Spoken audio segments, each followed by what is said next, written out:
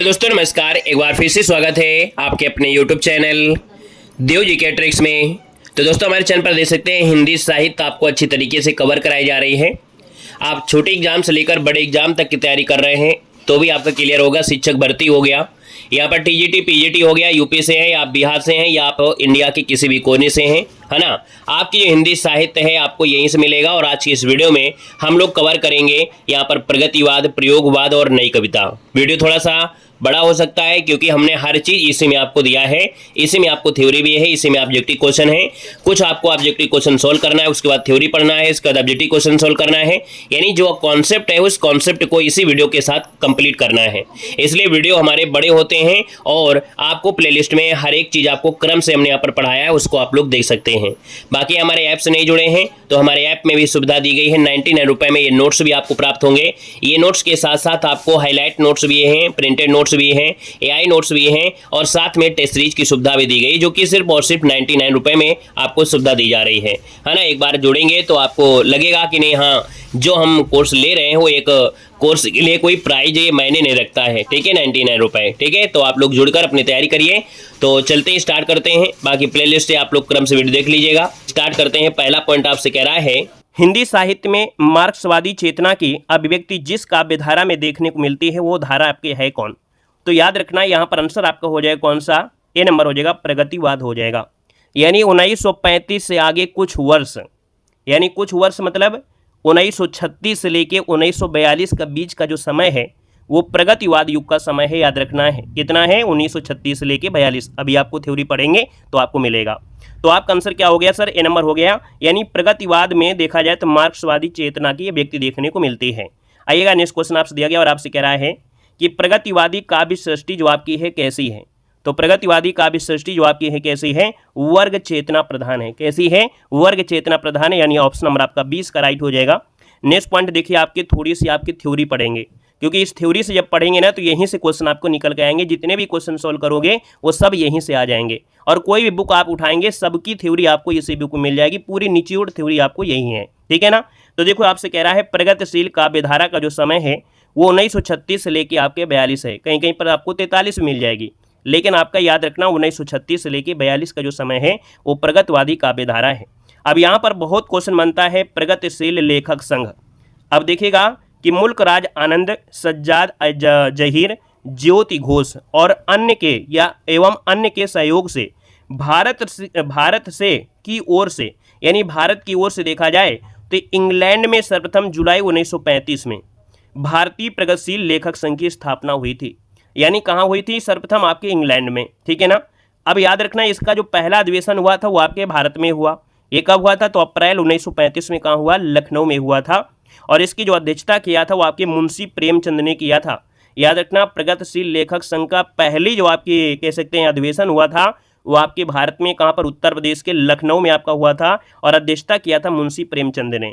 जबकि इसके दूसरे अधिवेशन की अध्यक्षता किसने किया था, तो आपके रविन्द्रनाथ टैगोर ने किया था। अभी सब कुछ क्वेश्चन मिलेंगे आपको। ठीक है ना। यहाँ पर देखो दिया गया है, डॉक्टर बच्चन सिंह ने सुमित्रानंद पंत की रचना युगवाणी को खड़ी बोली का प्रथम प्रगतिवादी काव्य माना है। यानी युगवाणी को खड़ी बोली का प्रथम प्रगतिवाद काव्य माना है, जो कि सुमित्रानंद पंत की रचना है और माना किसने है, डॉक्टर बच्चन ने माना है। नेक्स्ट पॉइंट आपसे देखो दिया गया है कि प्रगतिवाद शब्द का सर्वप्रथम प्रयोग अगर पूछे, क्या पूछे, प्रगतिवाद शब्द का सर्वप्रथम प्रयोग अगर पूछता है तो 1942 में मुक्तिबोध ने अपने एक लेख प्रगतिवाद एक सृष्टि, क्या है, प्रगतिवाद एक सृष्टि आगामी काल में किया था। याद रखना है इस शब्द का, यानी प्रगतिवाद शब्द जो दिया है वो मुक्तिबोध ने दिया था। याद रखना है। नेक्स्ट पॉइंट दिया गया है कि नागार्जुन को उनकी मैथिली भाषा में रचित रचना पत्रहीन नग्नगाछ के लिए 1909 में साहित्य अकादमी पुरस्कार से सम्मानित किया गया था। यानी नागार्जुन को उनकी एक रचना थी पत्रहीन नग्नगाछ के लिए, मैथिली भाषा के लिए 1909 में साहित्य अकादमी पुरस्कार से सम्मानित किया गया। नेक्स्ट पॉइंट देखो आपसे दिया गया है कि डॉक्टर बच्चन ने सुमित्रानंद पंत की युगवाणी को खड़ी बोली का प्रथम प्रगतिवादी काव्य माना है। अभी आपको पढ़ा दिया गया है।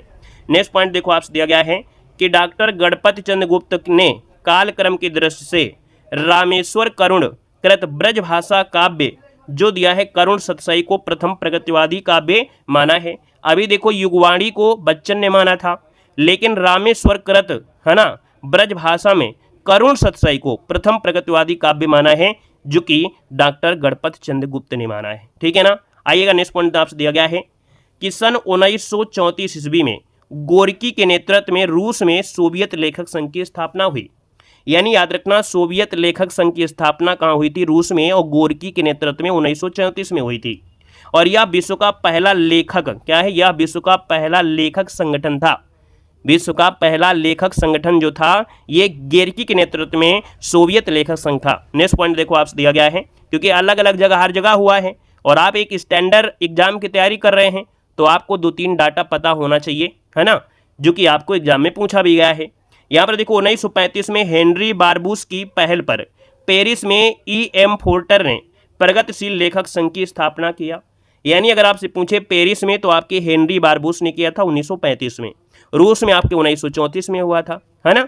यहाँ पर देखिए अगला पॉइंट आपसे देखो दिया गया है, जो कि अभी ये पॉइंट आपने पढ़ा था कि भारत में जो आपका हुआ था, भारत की तरफ से सर्वप्रथम इंग्लैंड में हुआ था, वो आपके 1935 में हुआ था। ये अभी आपने पढ़ लिया है। ठीक है ना। आइएगा नेक्स्ट पॉइंट आपसे देखो दिया गया है, जो आपसे पॉइंट पूछा जाता है कि प्रगतिवाद का सिद्धांत आधार मार्क्सवाद का द्वंद्व भौतिकवाद है। यानी ये पॉइंट आपको नोट कर लेना है। आधार जो आपका है वो क्या है? मार्क्स का द्वंद्वात्मक भौतिकवाद। राजनीति के क्षेत्र में समाजवाद या साम्यवाद है, और साहित्य के क्षेत्र में आपका प्रगतिवाद में। यानी जब हम लोग साहित्य में पढ़ते हैं तो वही चीज़ प्रगतिवाद होता है, जब राजनीति में होता है तो वही समाजवाद, जिसको हम लोग साम्यवाद कहते हैं। वहीं पर जो सैद्धांतिक आधार होता है वहाँ पर हम लोग मार्क्स का द्वंद्व भौतिकवाद कहते हैं। ठीक है ना। यहाँ पर देखो अगला पॉइंट आपसे दिया गया है कि डॉक्टर बच्चन ने नागार्जुन की कविताओं को नुक्कड़ कविता की संज्ञा दिया है। तो नुक्कड़ कविता की संज्ञा दी जाती है किसकी? नागार्जुन की कविताओं को दिया जाता है, जो कि संज्ञा दिया है डॉक्टर बच्चन ने। ठीक है, तो ढेर सारे पॉइंट पढ़ा। अब आप देखिए आपके सामने क्वेश्चन है, कह रहे हैं द्वंद्वात्मक भौतिक विकासवाद का जो काव्यधारा का आधार है वो आपका है क्या? 3 नंबर आपका दिया गया है।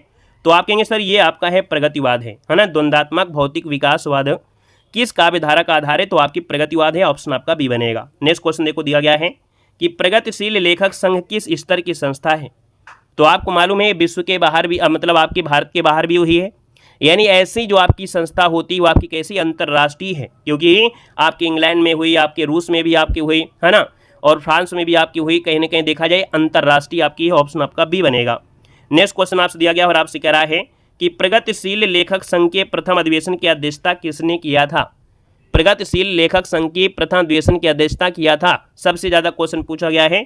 तो आप कहेंगे सर प्रेमचंद ने किया था, जो आपके लखनऊ में हुआ था, है ना। कहाँ हुआ था? लखनऊ में हुआ था, याद रखना है। ऑप्शन नंबर आपका ए हो जाएगा, प्रेमचंद हो जाएगा।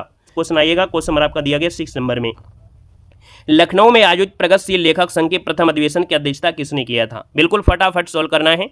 5-6 पॉइंट अगर आप थ्योरी के पढ़ लेते हैं तो इसके बाद जितने भी क्वेश्चन होंगे बिल्कुल हलवा वाले होंगे। यहाँ पर देख सकते हैं, आप कहेंगे सर इसका जो आपका आंसर हो जाएगा ये आपका हो जाएगा प्रेमचंद ने किया था, यानी ऑप्शन नंबर आपका डी हो जाएगा, प्रेमचंद ने किया था। नेक्स्ट क्वेश्चन देखो दिया गया है कि प्रगतिशील लेखक संघ की स्थापना कब की गई थी? तो भैया कब की गई थी? 1936 में की गई थी, 1936, यानी ऑप्शन नंबर आपका यहाँ पर बी हो जाएगा, लखनऊ में। ठीक है ना। अगला क्वेश्चन आपसे अगला पूछा गया है कि प्रगतिशील लेखक संघ की स्थापना लंदन में किसके प्रयत्न से आपकी हुई थी? ये सब क्वेश्चन आपके पूछे गए, हमने बताया भी ये सब क्वेश्चन आपके टीजीटी, पीजीटी, केवीएस, है ना, इन सब की क्वेश्चन आपके हैं। तो प्रगतिशील लेखक संघ की स्थापना लंदन में किसके प्रयत्न से आपकी हुई थी? यहाँ पर देखा जाए तो आपका आंसर क्या हो जाएगा? ये सर जी मुल्क राज आनंद और सज्जाद जहीर, आपके ऑप्शन नंबर आपका हो जाएगा, सी नंबर आपका हो जाएगा, है ना। और ज्योति घोष भी आपके थे, और भी आपके लोग थे। यहाँ पर अगला क्वेश्चन आपसे दिया गया और आपसे कह रहा है कि प्रगतिवाद के जन्म में किसका योगदान है? प्रगतिवाद के जन्म में किसका योगदान आपका देखने को मिलता है?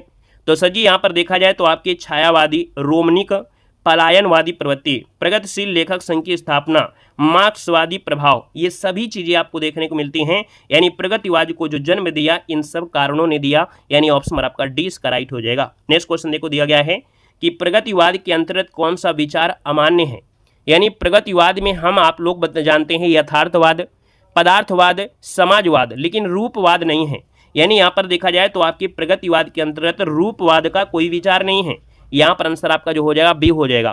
प्रगतिवाद में आपका होता है यथार्थवाद, पदार्थवाद, समाजवाद, ये आपके शामिल हैं। तो इसका आंसर आपका बी नंबर हो जाएगा। नेक्स्ट क्वेश्चन देखो दिया गया और आपसे कह रहा है निम्नलिखित प्रवृत्तियों में से एक प्रगतिवाद की प्रवृत्ति नहीं है। यानी प्रगतिवाद आपने देखा कि अभी आप और भी पढ़ेंगे, प्रगतिवाद में कह रहा है धर्म, ईश्वर और प्रगतिवाद में आस्था।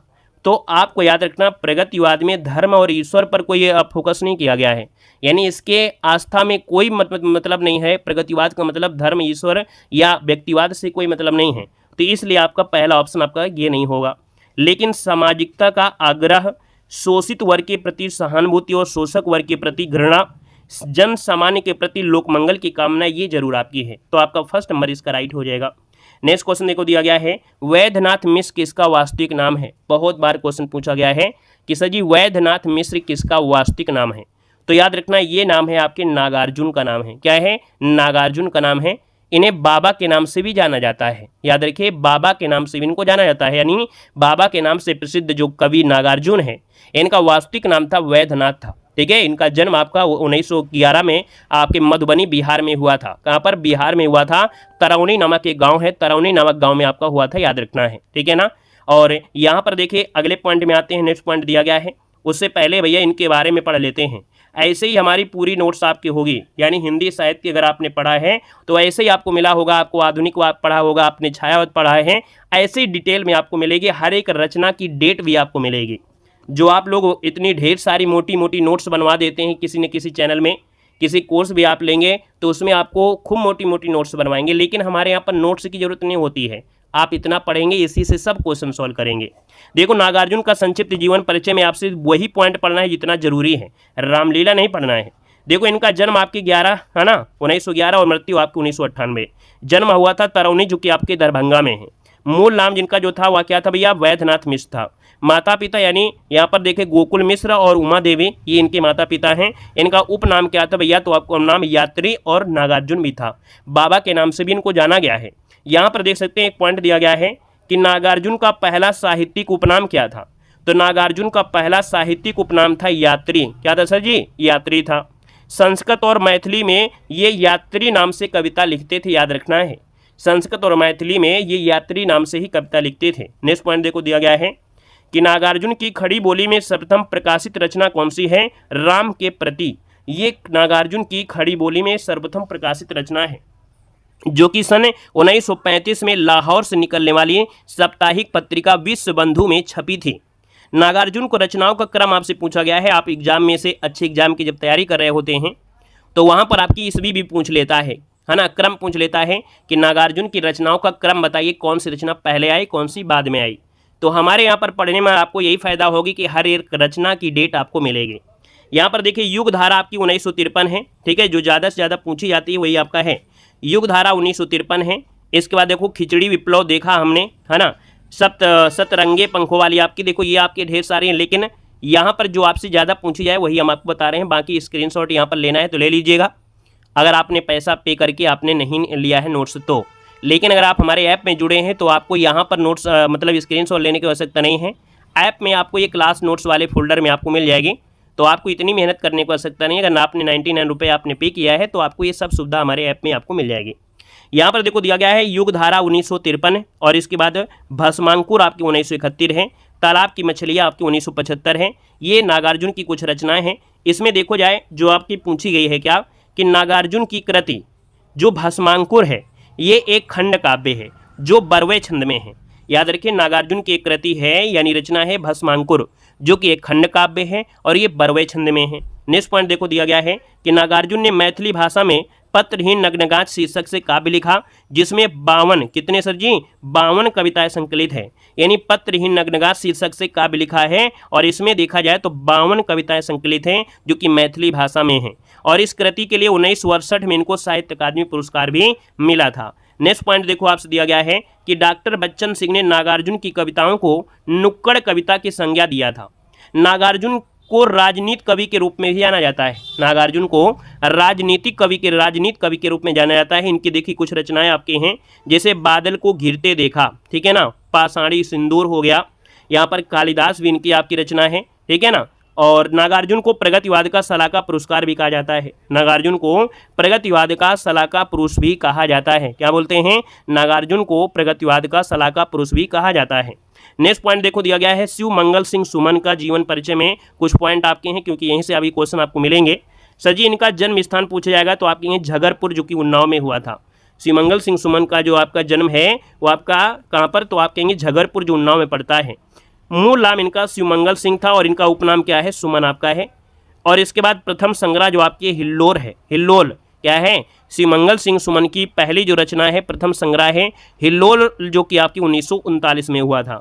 इनकी कुछ रचनाओं में देखा जाए तो युग का मोल जो कि 1945 में, इसके बाद मिट्टी की बारात जो कि आपकी 1972 में, इसके बाद देखा जाए तो सर जी सुमन की प्रमुख कविताओं में से देखा जाए तो कलकत्ते का अकाल, कलकत्ते के अकाल ये भी इनकी क्या है, कविता है, याद रखना है, ठीक है ना। तो ये महत्वपूर्ण जो रचनाएं हैं वो आपकी हुई। अब आइएगा क्वेश्चन आपके सामने है, कह रहा है नागार्जुन किस काव्यधारा के कवि हैं। चलिए भाई, नागार्जुन किस काव्यधारा के कवि हैं, आपको फटाफट जवाब देना है।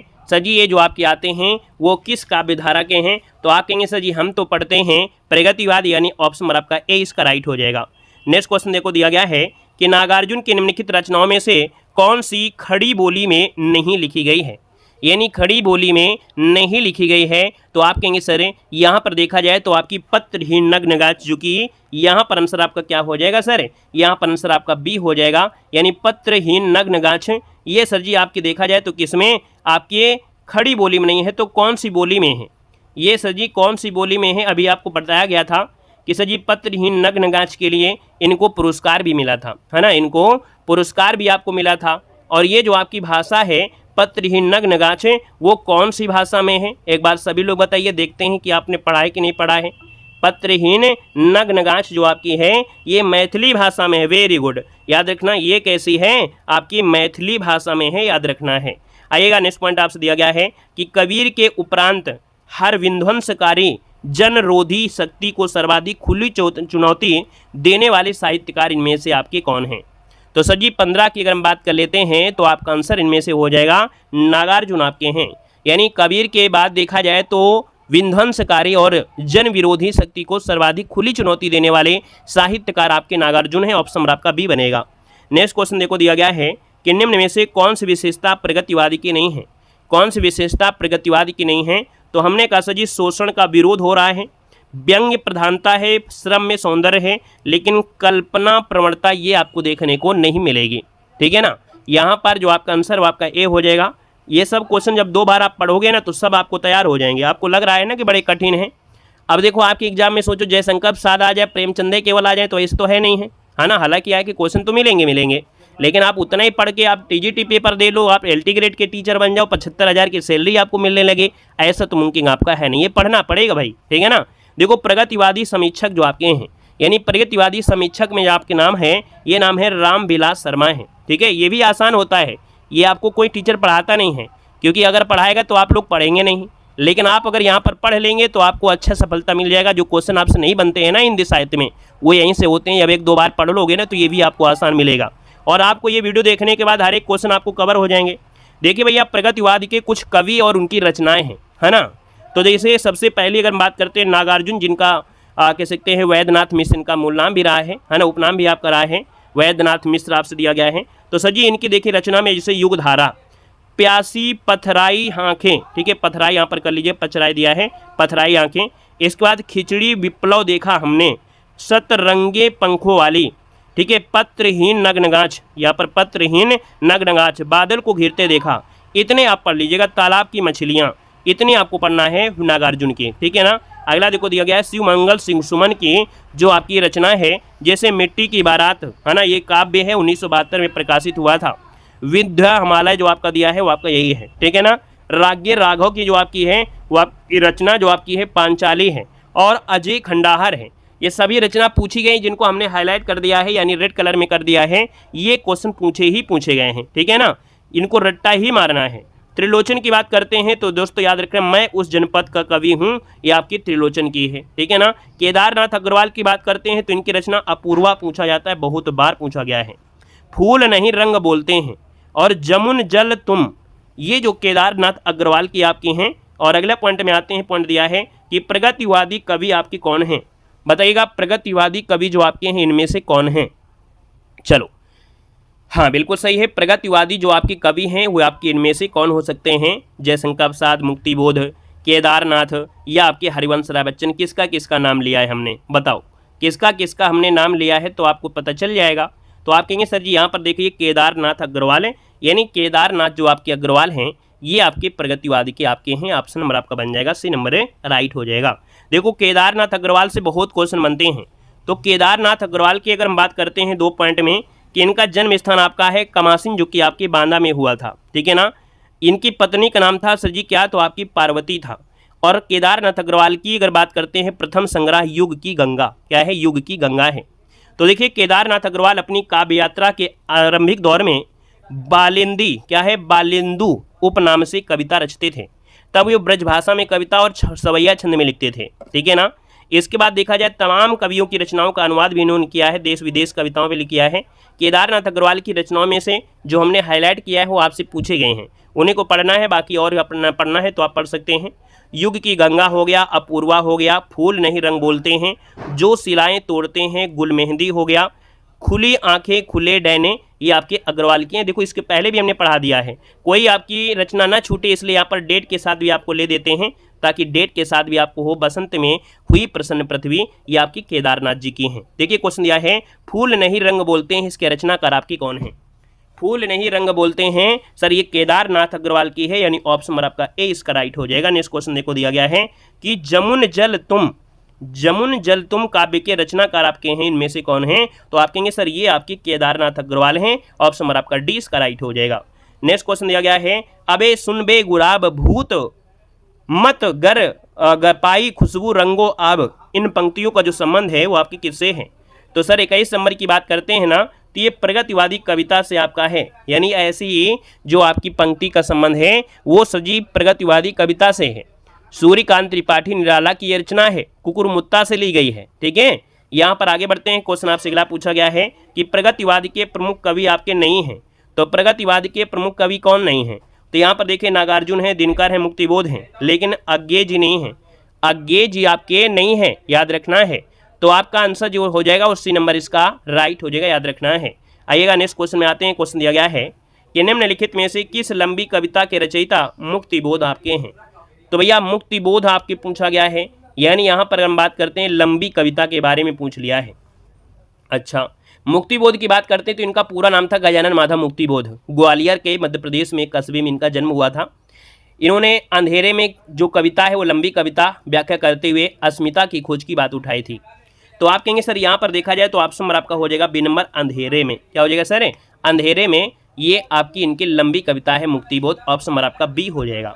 नेक्स्ट क्वेश्चन देखो दिया है चांद का मुंह टेढ़ा है, इसके रचयिता आपके हैं कौन। चांद का मुंह टेढ़ा है, इसके जो रचयिता है वो आपकी कौन है, मुक्तिबोध हो जाएंगे, यानी ऑप्शन नंबर आपका बी इसका सही क्या हो जाएगा, राइट हो जाएगा। नेक्स्ट क्वेश्चन आपसे दिया गया है भूल गलती कविता के कवि कौन है। भूल गलती कविता के जो कवि हैं वो आपके हैं कौन, यहाँ पर देना है। तो सर जी आपका आंसर इनमें से क्या हो जाएगा, भूल गलती कविता के जो आपके हैं वो कौन है, तो आपके मुक्तिबोध हैं, यानी यहाँ पर आंसर आपका हो जाएगा मुक्तिबोध, आपका डी बनेगा। नेक्स्ट क्वेश्चन दिया गया है अंधेरे में कविता किसने लिखा है। सभी देखो क्वेश्चन आसान होते चले जा रहे हैं, एक बार पढ़ लिया तो आप कहेंगे सर ये मुक्तिबोध का है, ऑप्शन नंबर आपका ए बनेगा। नेक्स्ट क्वेश्चन देखो दिया गया है कि कामायनी एक पुनर्विचार नामक आलोचना ग्रंथ के जो लेखक वो आपके कौन है। तो यहाँ पर देखिए इसका आंसर आपका हो जाएगा गजानन माधव मुक्तिबोध आपके हो जाएंगे, यानी कामायनी एक पुनर्विचार नामक आलोचनात्मक ये ग्रंथ लिखा है, गजानन माधव मुक्तिबोध होगा। नेक्स्ट क्वेश्चन देखो दिया गया है कि गजानन माधव मुक्तिबोध की रचना चांद का मुंह टेढ़ा है में कौन सी कविता संकलित नहीं की गई है, कौन सी कविता संकलित नहीं की गई है। तो याद रखना इसमें एक स्वप्न कथा, भूल गलती, ब्रह्म राक्षस हैं, लेकिन जन्मदिन की धूप में, जन्मदिन की धूप में ये सर जी आपकी ये देखा जाए तो आपकी इसमें चांद की मुंह टेढ़ा में ये संकलित आपकी नहीं की गई है। तो आपका आंसर आपका हो जाएगा ए नंबर हो जाएगा। नेक्स्ट क्वेश्चन आपसे पूछा गया है और आपसे कह रहा है मुक्तिबोध की किस पुस्तक को प्रतिबंधित किया गया था, यानी मुक्तिबोध की एक पुस्तक जिसको प्रतिबंधित कर दिया गया था। सर याद रखिएगा ये आपका है भारत इतिहास और संस्कृति, भारत इतिहास और संस्कृति इसको प्रतिबंधित कर दिया गया था, यानी ऑप्शन नंबर आपका जो बनेगा वो आपका डी नंबर है, राइट हो जाएगा। इस पुस्तक पर मध्य प्रदेश न्यायालय में मुकदमा चलाया गया था, जिसका निर्णय था कि इसके 10 आपत्तिजनक अंशों को हटाकर इसे पुनः प्रकाशित किया जा सकता है, ठीक है ना। आइएगा नेक्स्ट क्वेश्चन में आते हैं। क्वेश्चन आपसे अगला पूछा गया और आपसे कह रहा है कि त्रिलोचन शास्त्री की कविताएं हिंदी के अतिरिक्त किस अन्य भाषा में हैं, यानी त्रिलोचन शास्त्री कविताएं हिंदी में भी हैं, इसके अतिरिक्त और कौन सी आपकी हैं, तो याद रखना अवधी भाषा में हैं। ऑप्शन नंबर आपका सी हो जाएगा। अवधी भाषा में भी आपको मिलते हैं, अवधी बोली में यानी पूर्वी हिंदी में आपको मिलते हैं। ये पत्रकारिता से भी आपके जुड़े हुए हैं, ठीक है ना। आइएगा नेक्स्ट क्वेश्चन आते हैं। क्वेश्चन आपसे अगला पूछा गया है, देखो यहाँ पर वासुदेव सिंह त्रिलोचन का अगर हम बात करते हैं तो इनका जन्म आपका हुआ था चिरानी पट्टी जो आपके सुल्तानपुर में हुआ था। मूल नाम जो आपका है वासुदेव सिंह था, उपनाम जो आपका है त्रिलोचन है, और इनका प्रथम संग्रह जो आपका है वो धरती है जो 1945 में प्रकाशित हुआ था। यहाँ पर देखिए गजानन माधव मुक्तिबोध ने त्रिलोचन को अवध का किसान कवि कहा है। याद रखिएगा, गजानन माधव मुक्तिबोध ने त्रिलोचन को अवध का किसान कवि कहा है, ठीक है ना। इनकी रचनाओं की अगर बात करते हैं क्रम में तो देखा जाए सबसे पहले आपकी देखो धरती है 1945 में, उस जनपद का कवि हूँ 1981 में आई। इसके बाद देखा जाए तो ताप के ताए हुए दिन 1980 में है। फूल नाम है एक, है ना। अन कहानी भी कुछ कहनी है, ये भी आपसे कई बार पूछा भी गया है। नेक्स्ट पॉइंट देखो आपसे पूछा गया है कि अमोला त्रिलोचन की अवधी काव्य है। क्या है? अमोला त्रिलोचन जी की अवधी काव्य है। ये देखो आपका, देखो अमोला कहाँ पर लिखा हुआ है, यहीं पर मिलेगा भी, यहाँ नहीं है तो आगे आपको मिलेगा। अमोला जो आपकी है वो त्रिलोचन जी की अवधी काव्य है, 1990 में प्रकाशित हुई थी और 2700 बरवे संग्रहित हैं इसे में। अगला देखो दिया हिंदी में सोनेट लिखने के लिए त्रिलोचन शास्त्री प्रसिद्ध हैं, यानी हिंदी में सोनेट लिखने के लिए त्रिलोचन जी आपके जाने जाते हैं। राग्य राघव की अगर बात करते हैं तो राग्य राघव का मूल नाम था त्र्यंबक वीर राघवाचार्य था। राग्य राघव ने 3 आख्यानात्मक काव्य लिखे हैं, जैसे अजय खंडाहर, मेधावी, पांचाली, ये राग्य राघव की है। वहीं पर देखा जाए तो अजय खंडाहर में 3 शीर्षकों झंकार, ललकार, हुंकार से इस्तालीग्राम युद्ध के कतिपय स्तरों का वर्णन हुआ है। राग्य राघव 2 अन्य मुक्तक काव्य हैं, पिघलते पत्थर और राह के दीपक, ये आपके हो जाएंगे। तो आइएगा एक क्वेश्चन आपके सॉल्व करना है, निम्नलिखित में से दिनकर की काव्य रचना नहीं है। तो भैया दिनकर की काव्य रचना नहीं है तो आप कहेंगे सर दिनकर की काव्य रचना पूछ लिया है, और दिनकर के यहाँ पर हुंकार, कुरुक्षेत्र, उर्वशी है, लेकिन त्रिधारा नहीं है, है ना। त्रिधारा नहीं है, ये सुभद्रा कुमारी चौहान का है। किसका है? तो ये जो आपका है सुभद्रा कुमारी चौहान का है, सुभद्रा कुमारी का है, याद रखना है।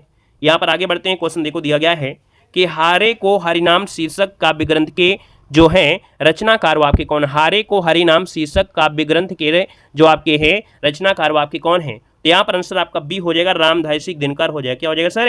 रामधारी दिनकर हो जाएगा। याद रखना है कि रामधारी दिनकर की एक रचना है रेणुका, जो कि दिनकर का प्रथम काव्य संग्रह है, ठीक है। उर्वशी इनका दूसरा विशिष्ट प्रबंध है, जिसको गीत नाट्य भी कहा गया है, यानी उर्वशी को गीत नाट्य भी कहा गया है, ठीक है ना।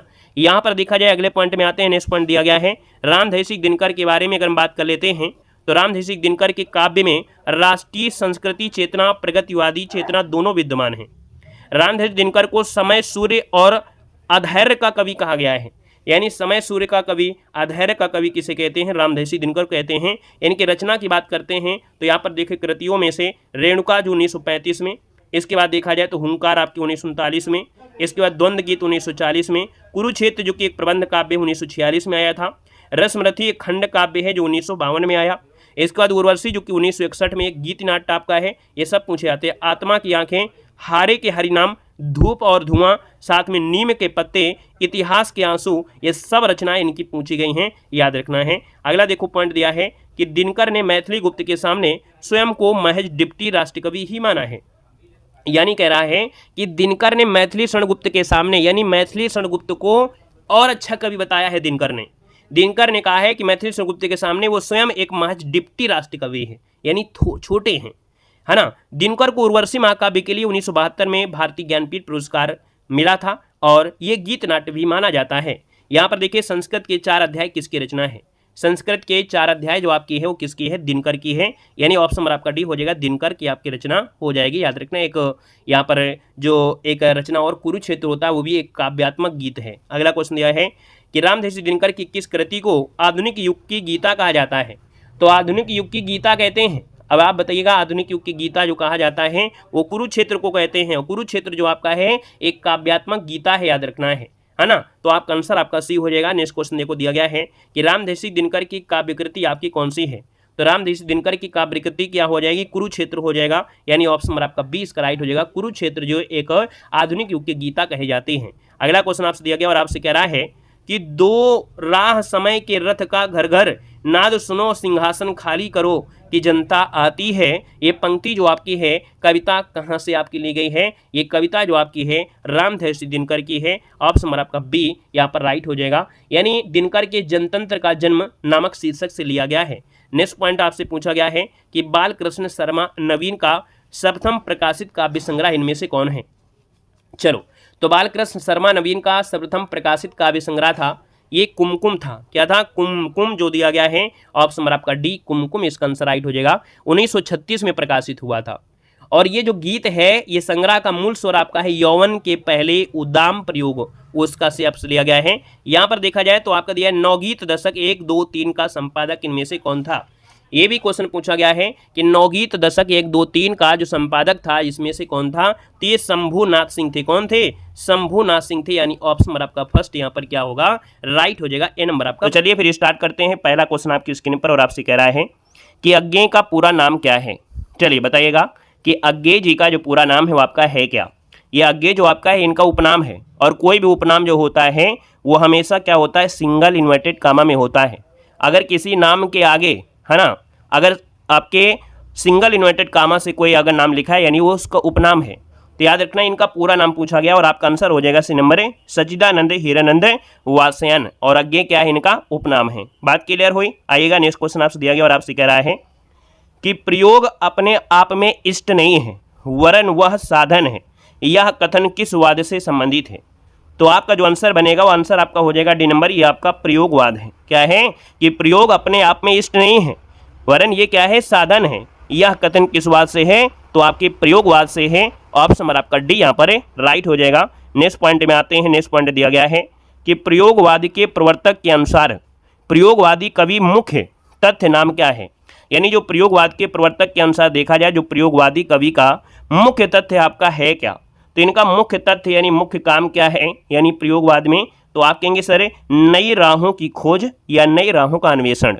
यानी जो हम लोग प्रयोगवाद में है, प्रयोग का मतलब ही होता है क्या? नई चीज़ों को खोजना। तो याद रखना प्रयोगवाद के अनुसार जो प्रयोगवादी कवि होते हैं उन्होंने नई चीज़ों को खोजा है, यानी नई राहों का अन्वेषण यानी नई चीज़ों का खोज। ठीक है, तो ऑप्शन नंबर आपका सी यहाँ पर राइट हो जाएगा। थोड़ा सा हम आपको क्या पढ़ लेते हैं? थ्योरी पढ़ लेते हैं। यानी जितने भी आप क्वेश्चन आपको सॉल्व करना है, जितने भी वाई के क्वेश्चन आपके हैं वो सब यहीं से आपको बनेंगे। यही क्वेश्चन अभी आपको ऑब्जेक्टिव क्वेश्चन के रूप में मिलेंगे। तो पहले हम आपको 2 मिनट की थ्योरी पढ़ेंगे, इसके बाद जितने भी क्वेश्चन आपके मिलेंगे सब आपको यहीं से मिल जाएंगे। थोड़ा आपको भी अच्छा लगेगा कि हाँ हमने कुछ सीख लिया 2 मिनट में। देखो आपसे कह रहा है कि प्रयोगवाद शब्द का प्रयोग सबसे पहले नंद दुलारी वाजपेयी ने अपने एक निबंध प्रयोगवादी रचनाएं में किया था। ठीक है, किसमें किया था? तो अपने एक निबंध प्रयोगवादी रचनाओं में किया था। आधुनिक हिंदी साहित्य में प्रयोगवाद के विभिन्न नाम मिलते हैं, जिसमें प्रतीकावाद, प्रपद्यवाद, रूपवाद, नई कविता आदि प्रसिद्ध आपके हैं। हालांकि जो नई कविता है वो भी प्रयोगवाद में आपको मिल जाएगा। छोटी किताबें पढ़ें, आपका बहुत स्टैंडर्ड किताबें पढ़ोगे, वहाँ भी क्या किया गया है? प्रयोगवाद को और नई कविता को एक साथ कर दिया गया है। लेकिन हम आपको नई कविता के जितने भी क्वेश्चन होंगे वो हम आपको अलग से वीडियो लेके आएंगे, क्योंकि हम आपको पढ़ा रहे हैं एक एक छोटे छोटे पॉइंट, और एक एक छोटे छोटे पॉइंट पढ़ाने मतलब होता है कि आप जो पढ़ लो बस आपके दिमाग में छप जाए और वहाँ से क्वेश्चन पूरे बन जाएँ। इसलिए जो आपकी नई कविता वाला वीडियो है वो आपका अलग होगा। ठीक है ना? अगला क्वेश्चन आपसे दिया गया है कि प्रयोगवाद हिंदी कविता में प्रगतिवाद के समानांतर ही पनपा है। यानी जो प्रयोगवाद हिंदी कविता में प्रगतिवाद के समानांतर, जिस प्रकार से प्रयोगवाद आपका है उसी प्रकार से प्रगतिवाद, जिस इसके पहले आपने प्रगतिवाद पढ़ा तो जिस प्रकार से प्रगतिवाद उधर से चल रहा था, इधर कुछ आपके कवि रहे हैं वो प्रयोगवाद हिंदी में आपके हैं। हिंदी काव्य में प्रयोगवाद का जो प्रारंभ है वो आपके 1943 ईस्वी में अज्ञेय जी के द्वारा संपादित जो आपके तार सप्तक के प्रकाशन से माना जाता है। चारों तार सप्तक के प्रमुख जो आपके रहे हैं वो आपके अज्ञेय जी रहे हैं। ठीक है, कौन रहे हैं? अज्ञेय जी रहे हैं, जो कि 1943 से माना जाता है। यहाँ पर देखो दिया है प्रयोग तो काव्य में सदैव होते आए हैं, किंतु प्रयोगवादी काव्य का प्रारंभ इस संकलन के द्वारा ही माना गया है। यानी देखा जाए कि प्रयोग जो है काव्य में समय समय पर सब लोग करते रहे हैं, लेकिन प्रयोगवादी काव्य का जो प्रारंभ मानते हैं वो आपके यहीं से मानते हैं जो आपका 1943 था। यानी यहाँ पर तार सप्तक से मानते हैं। तार सप्तक के कवियों को राहों के अन्वेषी कहते हैं। तो याद रखना है तार सप्तक के कवियों को राहों के अन्वेषी कहा जाता है। यहाँ पर प्रयोगवाद के प्रमुख कवियों में से अगर बात करते हैं, प्रयोगवाद के प्रमुख कवि क्या हैं? तो आपके सच्चिदानंद हीरानंद वासन अज्ञे हो गया, गजानन माधव मुक्तिबोध, धर्मवीर भारती, गिरजा कुमार माथुर, प्रभाकर माचवे, नरेश मेहता, शमशेर बहादुर सिंह, यानी इतने ढेर सारे आपके राइटर हैं और इनकी रचना भी आपको पढ़ना है। आपने इन सब के बारे में पढ़ा होगा, लेकिन ये सब कहाँ मिलते हैं? प्रयोगवाद में मिलते हैं। यहाँ पर आते हैं नेक्स्ट पॉइंट में, प्रयोगवाद की कुछ प्रवृत्तियाँ होती हैं जो डायरेक्ट एग्जाम में अब क्वेश्चन बनते हैं। पिछली बार जो आपका LT ग्रेड हुआ था तो यहाँ से क्वेश्चन पूछा गया था कि प्रयोगवाद की प्रवृत्तियाँ क्या हैं, यानी विशेषता क्या हैं। तो याद रखना है, प्रयोगवाद की प्रवृत्तियाँ हैं अहंकारवादी प्रवृत्ति का प्राधान्य, यथार्थवाद का आग्रह, निराशावाद, बौद्धिकता का प्राधान्य, क्या है? बौद्धिकता का प्राधान्य, उपमानों की नवीनता, साधारण विषयों का निरूपण और भाषा का प्रयोग। यही अभी क्वेश्चन आपको मिलेगा कि प्रयोगवाद की प्रमुख प्रवृत्तियाँ क्या हैं या इनमें से क्या शामिल नहीं है। तो याद रखना है, फिर से एक बार पढ़िए प्रयोगवाद की प्रवृत्तियों में कि अहंवादी प्रवृत्ति का प्राधान्य, है ना, यथार्थवाद का आग्रह, निराशावाद, बौद्धिकता का प्राधान्य, उपमानों की नवीनता, साधारण विषयों का निरूपण और भाषा का प्रयोग। यहाँ पर देख सकते हैं, आपसे कह रहा है कि प्रयोगवाद फ्रायड के दर्शन से प्रभावित है। याद रखना है, फ्रायड के दर्शन से प्रभावित कौन है? प्रयोगवाद प्रभावित है। प्रयोगवाद के संदर्भ में कुछ विद्वानों के मत भी आपके हैं, जैसे कि प्रयोगवाद शैलीगत विद्रोह है, ये किसने कहा है? तो आपके प्रयोगवाद शैलीगत विद्रोह ये आपके डॉक्टर नागेंद्र ने कहा है। प्रयोगवाद दृष्टिकोण का अनुसंधान है, ये केसरी कुमार ने कहा है। प्रयोगवाद कलात्मक अनुभव का क्षण है, ये रघुवीर शाह ने कहा है। ये कई बार आपसे क्वेश्चन पूछा गया है कि प्रयोग कलात्मक अनुभव का क्षण है, यह रघुवीर शाह ने कहा है। वहीं पर नेक्स्ट पॉइंट आपसे कह रहा है कि समाज के हित में जैसी क्रांति का सतत प्रक्रिया काम में है, वैसी ही रचना के हित में प्रयोग है, ये कहा है आपके डॉक्टर रामस्वरूप चतुर्वेदी ने यहाँ पर कहा है। ठीक है ना। अब देखो क्वेश्चन सॉल्व करना है, कितने आसान हो जाएंगे। ने प्रयोगवाद को सर्वाधिक प्रभावित किया है, यानी प्रयोगवाद को जो सर्वाधिक प्रभावित किया है कौन? तो यहाँ पर देखो अस्तित्ववाद है। कौन है? अस्तित्ववाद है। ऑप्शन आपका बी यहाँ पर राइट हो जाएगा। यहाँ पर आगे बढ़ते हैं, क्वेश्चन आपसे दिया गया है कि निम्न में से किसका संबंध प्रयोगवाद से नहीं है?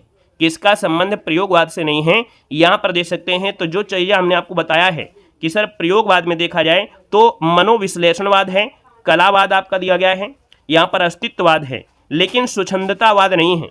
इसके पहले हमने आपको हिंदी साहित्य में आपको कई चीज़ें पढ़ाया है, जैसे छायावाद हो गया, भारतेंदु हो गया, है ना, उनमें आपको ऐसे शब्द मिलेंगे, लेकिन यहाँ पर स्वच्छंदतावाद का प्रयोग या संबंध प्रयोगवाद से नहीं है। तो ऑप्शन आपका डी इसका राइट हो जाएगा। नेक्स्ट क्वेश्चन देखो दिया गया है, निम्नलिखित में से एक कथन असत्य है। जब सोचो कि आपको प्रयोगवाद प्रगतिवाद इस प्रकार से समझ में आ रहा है, तो जो चीज़ आप हमेशा से पढ़ते रहे हैं, भक्ति, आदिकाल, रीतकाल, भारतेंदु, छायावादी, वो कैसा आपके दिमाग में छपेगा? अगर देखा होगा वीडियो तो आपको समझ में आ गया होगा। ठीक है ना। यहाँ पर देखो दिया, निम्नलिखित में से एक कथन असत्य दिया गया है। पहला पॉइंट पढ़िएगा, आपसे क्या दिया गया है। पहला पॉइंट आपके सामने और आपसे कह रहा है प्रयोगवाद का जन्म तार सप्तक के प्रकाशन के साथ ही माना जाता है। क्या ये बात बिल्कुल सही है? क्या ये जो बात है ये बिल्कुल सही है? अगला पॉइंट देखो दिया गया है, प्रयोगवाद में प्रयोग की इष्ट नहीं साधना माना है। इसके बाद देखो दूसरा कह रहा है कि प्रयोगवादी कविता हसोन्मुख मध्यवर्गीय समाज के जीवन का चरित्र है। और अगला देखो दिया है कि नई कविता प्रयोगवाद का विकसित रूप नहीं है। विकसित रूप नहीं है, यही बात गलत है। क्यों? क्योंकि प्रयोगवाद में नई चीज़ें सीखने को मिल रहा है, इसीलिए प्रयोगवाद के जितने भी कवि हैं उनको अन्वेषण कहा जाता है, राहियों के अन्वेषी। अन्वेषी मतलब हो गया खोज। तो आपका यही देखो पॉइंट क्या हो गया, गलत हो गया। ठीक है, आइएगा नेक्स्ट क्वेश्चन आते हैं। क्वेश्चन दिया गया है कि प्रयोगवाद की जन्मदात्री पत्रिका कौन सी है? तो प्रयोगवाद की जन्मदात्री पत्रिका कहलाती है कौन? यहाँ पर जो आपके दिया है प्रतीक, क्या है? प्रतीक जो आपके दी गई है। इस पत्रिका के प्रकाशन के साथ ही सुनाई दिया है, यानी तार सप्तक नामक काव्य संग्रह के प्रकाशित होने के उपरांत ये आपको मिलेगा। ऑप्शन नंबर आपका बी हो जाएगा। नेक्स्ट क्वेश्चन देखो दिया गया है कि तार सप्तक का दूसरा सप्तक तीसरा सप्तक का प्रकाशन जो किया है वो किसने किया है? तो दोस्तों इस वीडियो में, इस टॉपिक में, यानी प्रयोगवाद में सबसे ज्यादा क्वेश्चन आपको यही मिलेंगे। सबसे ज्यादा क्वेश्चन ये मिलते हैं प्रयोगवाद में, जो आपके तार सप्तक हैं। सब कुछ आपको पढ़ेंगे, यानी तार सप्तक, दूसरा सप्तक, तीसरा सप्तक संपादन जो किया है वो किसने किया है? तो यहाँ पर आप कहेंगे सर अज्ञे ने किया है। अज्ञे यानी सर ये ऑप्शन नंबर आपका ए इसका राइट हो जाएगा। सच्चिदानंद हीरानंद वासन अज्ञे के द्वारा तार सप्तक का प्रकाशन 1943 में हुआ था। आगे चलकर अज्ञे ने दूसरा सप्तक, तीसरा सप्तक ये संपादित किया था। इन तीनों सप्तकों के साथ साथ कवियों की रचनाएं यहाँ पर मिलेंगी, यानी तीन जो आपके हैं, यानी 3 सप्तक है, इनमें साथ कवियों की रचनाएं इसमें मिलेंगे। आइएगा नेक्स्ट पॉइंट देखो दिया गया है प्रयोगवाद और नई कविता। अभी वो जो सब जो है ना, अभी आपको ट्रिक आपको मिलेगा, यहाँ पर ऐसे भी आपको पढ़ने को मिलेगा, एक पॉइंट आपको मिलेगा। ठीक है ना। तो यहाँ पर देखो 2 पॉइंट आपके हैं, उनको पहले पढ़ लो। प्रयोगवाद और नई कविता, हमने कहा नई कविता हम आपको अलग से पढ़ाएंगे, किताबों में, अच्छी किताबों में भी आपको एक साथ दे दिया है, लेकिन हम आपको अलग अलग आपको पढ़ाएंगे क्योंकि क्वेश्चन में आपको दिक्कत ना हो। जब आप लोग नई चीज़ पढ़ रहे होते हैं तो उसको समझिए कि आपको ये आया कहाँ से है। हम यहाँ पर जो सच्चिदानंद हीरानंद पढ़ रहे हैं हिंदी साहित्य में, वो मिलते कहाँ पर हैं? तो आप कहेंगे सर प्रयोगवाद में, तो आप तुरंत प्रयोगवाद में पहुंच जाओगे। ऐसे नई कविता के जो आपके कवि हैं, है ना, और प्रयोगवाद के कॉमन मिलेंगे। तो देखो दिया है प्रयोगवाद का जो आरंभ है 1943 में सच्चिदानंद हीरानंद वासन अज्ञे के संपादक में संपादित हुआ था। तार सप्तक में 7 कवि संग्रहित हैं। प्रयोगवाद शब्द का प्रथम जो प्रयोग है नंद दुलारे वाजपेयी ने प्रयोगवादी रचनाएं शीर्षक में किया था। अगला दिया है नंद दुलारे वाजपेयी ने प्रयोगवाद में बैठे ठाले का धंधा कहा है, यानी नंद दुलारे वाजपेयी ने प्रयोगवाद को बैठे ठाले का धंधा कहा है।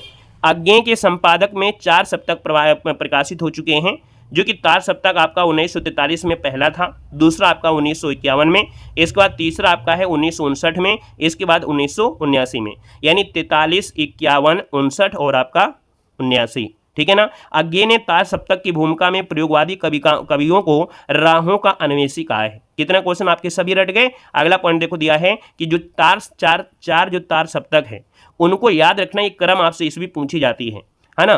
43, 51, है ना, 59 और आपका 79। तो ये आपको याद रखना है, ठीक है ना। अब यहाँ पर देखा जाए तो आपकी पहला तार सप्तक, दूसरा तार सप्तक ये पढ़ेंगे और ट्रिक से भी पढ़ेंगे। यानी आपके जो पहला तार सप्तक रहा है, पहले तार सप्तक में जो कवि रहे हो कौन से रहे हैं देख सकते हैं। ये आपके अज्ञे हुए, मुक्तिबोध है, नेमीचंद जैन है, गिरजा कुमार माथुर है, रामविलास शर्मा, प्रभाकर माचवे और आपके भारत भूषण अग्रवाल, ये प्रथम तार सप्तक में है। तो क्वेश्चन आपसे क्या पूछा जाएगा कि प्रथम तार सप्तक में कौन कवि शामिल है। फिर आपसे दूसरा क्वेश्चन ऐसे बनेगा कि दूसरे तार सप्तक में कौन शामिल नहीं है, या प्रथम तार सप्तक में कौन शामिल नहीं है। इसलिए चारों तार सप्तक के कवियों को रटना अनिवार्य है, ठीक है ना। वो आपको ट्रिक से भी आपको बताएंगे। यहाँ पर देखा जाए पहला हो गया। दूसरे अगर तार सप्तक की बात करते हैं तो दूसरे तार सप्तक में देख सकते हैं शमशेर बहादुर, हरिनारायण व्यास हो गया, भवानी प्रसाद मिश्र हो गया, रघुवीर सहाय, शकुंतला माथुर, नरेश मेहता, धर्मवीर भारती, है ना। तो इसका स्क्रीनशॉट ले लीजिएगा। बाकी जो हमारे ऐप से जुड़े हैं उनको स्क्रीनशॉट की आवश्यकता नहीं है, वो 99 में हमारी पूरी सुविधा ले सकते हैं। अच्छी खासी नोट्स आपको मिलेगी, प्रिंटेड हाईलाइट नोट्स आपको मिलेगी, 3D नोट्स आपको मिलेगी, साथ में आपको टेस्ट सीरीज मिलेंगी। सब सुविधा 99 में है। तो 99 अगर आपको ज़्यादा लगता है तो आप क्लास से जुड़ते रहिएगा। बाकी आपको अगर लगे कि नहीं 99 पे करने के बाद हमको वो सब सुविधा मिल जाएंगी जो हिंदी साहित्य मिलेंगी, और पहली सैलरी 75,000 में होगी और 99 हमारे लिए ज़्यादा नहीं है, तो अपना हमारे ऐप से जुड़ सकते हैं। बाकी आप यूट्यूब में आपको पूरी क्लासें फ्री हैं, आप पढ़ते रहिए धीरे धीरे, ठीक है। देखो दिया गया प्रथम तार सप्तक के कवि, तो भैया हमने कहा 1943 में पहला तार सप्तक आया। तो याद कैसे करेंगे पहले तार सप्तक के कवियों को, ये ट्रिक आपकी है ना। ट्रिक क्या है, अमूने गिरा प्रभा, अमूने गिरा प्रभा, यानी आ से अज्ञे हो गया, यहाँ पर मुँह से हो जाएगा मुक्तिबोध, है ना, ने से हो जाएगा नेमीचंद, और गिरा से हो जाएगा गिरजा कुमार माथुर, और प्रभा से हो जाएगा कौन, यहाँ पर देखा जाए प्रभाकर माचवे, है ना, और भा से आपका बचा हुआ है तो भारत भूषण अग्रवाल हो जाएंगे। ये आपकी प्रथम तार सप्तक हैं। दूसरे देखो आपसे दिया गया है दूसरे तार सप्तक के कवि में धर्मवीर और शमशेर शकुंतला का हरण करके भागे, ये ट्रिक आपकी है। दूसरे तार सप्तक जो 1952 आपका है, यहाँ पर 1952 कर लीजिएगा, ठीक है। तो ट्रिक आपकी है ये कि धर्मवीर और शमशेर शकुंतला को हरण करके भागे।